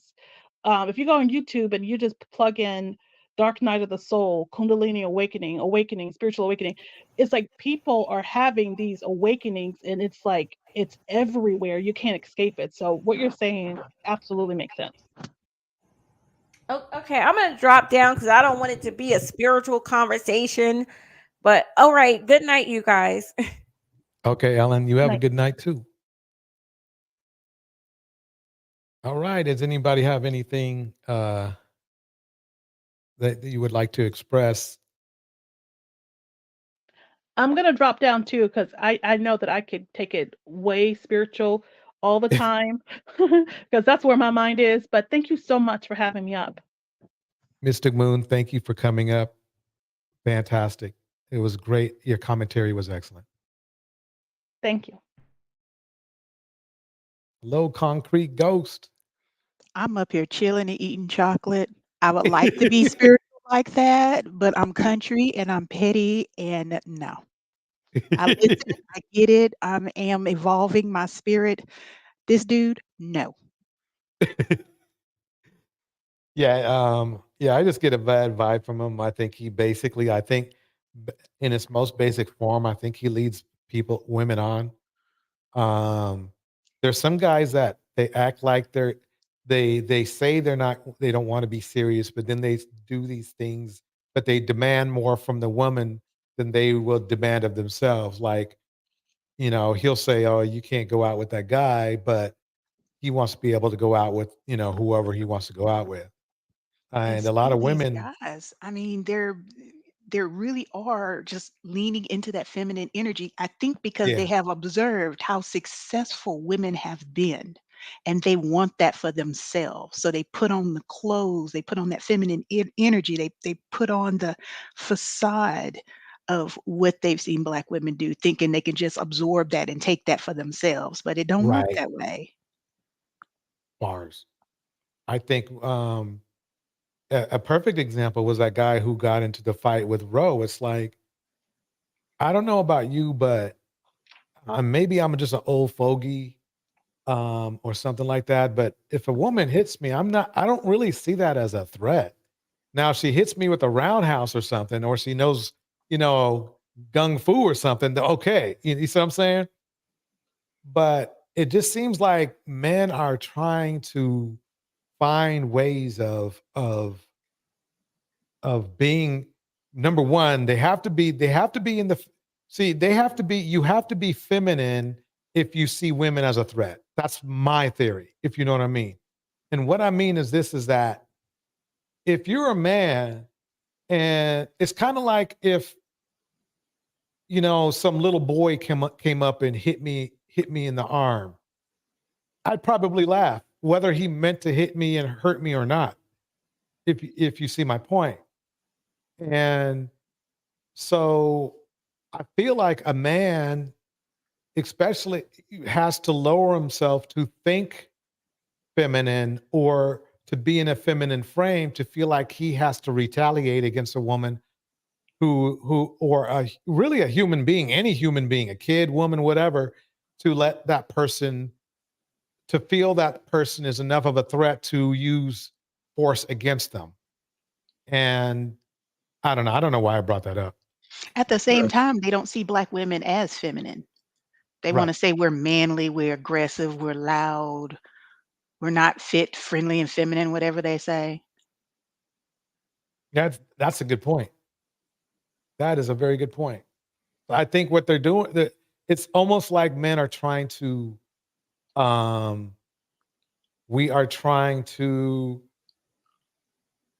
equal the playing field so we can be, I don't know, be excused for doing stupid shit. I don't know. Doesn't make sense to me. Instead of trying to compete, that's what I'm looking for.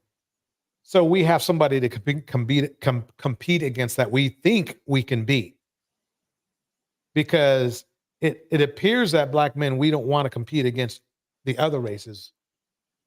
And I don't mean in a negative way. I mean just in a positive way. Like, yeah, hey, I can, I can compete for this job. I can compete for this opportunity. I can compete for this. He got, Joe got an A. I can compete and get a A or A minus at least. Let me go ahead and get in this get in this, get into the fray. And it seems like we don't want to get into the productive fray. We want to get into the, the negative fray, but we don't want to get into the productive fray. And I guess that's why I bring it all the way back to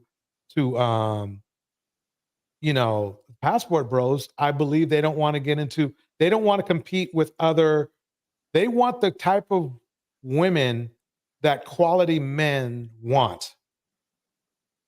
And they don't want to compete. They don't want to bring themselves up to that level. They'd rather just go ahead, take their little forfeit, get on a plane, and go in the red light district. And yeah, I guess that's how I can say. Well, the passport bros, they see those women that they go after as powerless. I Right. mean, these women have qualities that are considered desirable, but they think these women are poor and powerless, that they can't stand and do for themselves. And they run all through these women, think the women have no recourse. Right. Some guys used to, marry them and bring them back to the United States saying, oh, I got a traditional wife now. When they get to the United States, they see how other women live. So they Mhm. quickly become westernized themselves, and then they show the guy what's what. But these guys just assume that the way they find these women is the way these women are going to stay in a Right. powerless, lesser position. Exactly. Exactly. Well, I think that's it for tonight. 3 hours, 42 minutes. All right, everybody. I think I will just kick the beat. Concrete Ghost, thank you so much for coming up. Your commentary was amazing as well. Great panel today. Excellent panel. Shout out to as well Ellen Ripley. And this is DJ Torch. I'm out of here.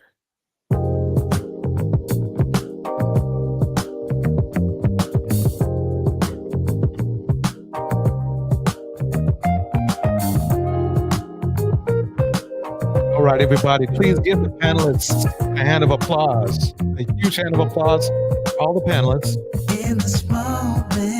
In the house, Sandy Red, Reflection, New Diamond, Big Cat, National Under Pressure, Mystic Moon, Nick Cole, Indiana Mom, Helen the Weird,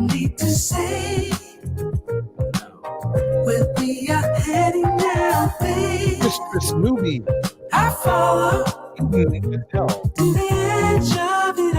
Albiero Press,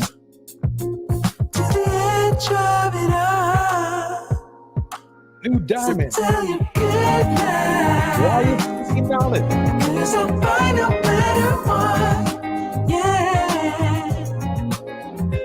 Corey Coburn,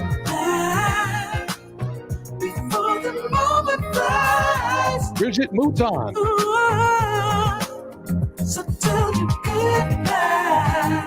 Secret Yoga, Ida Wall,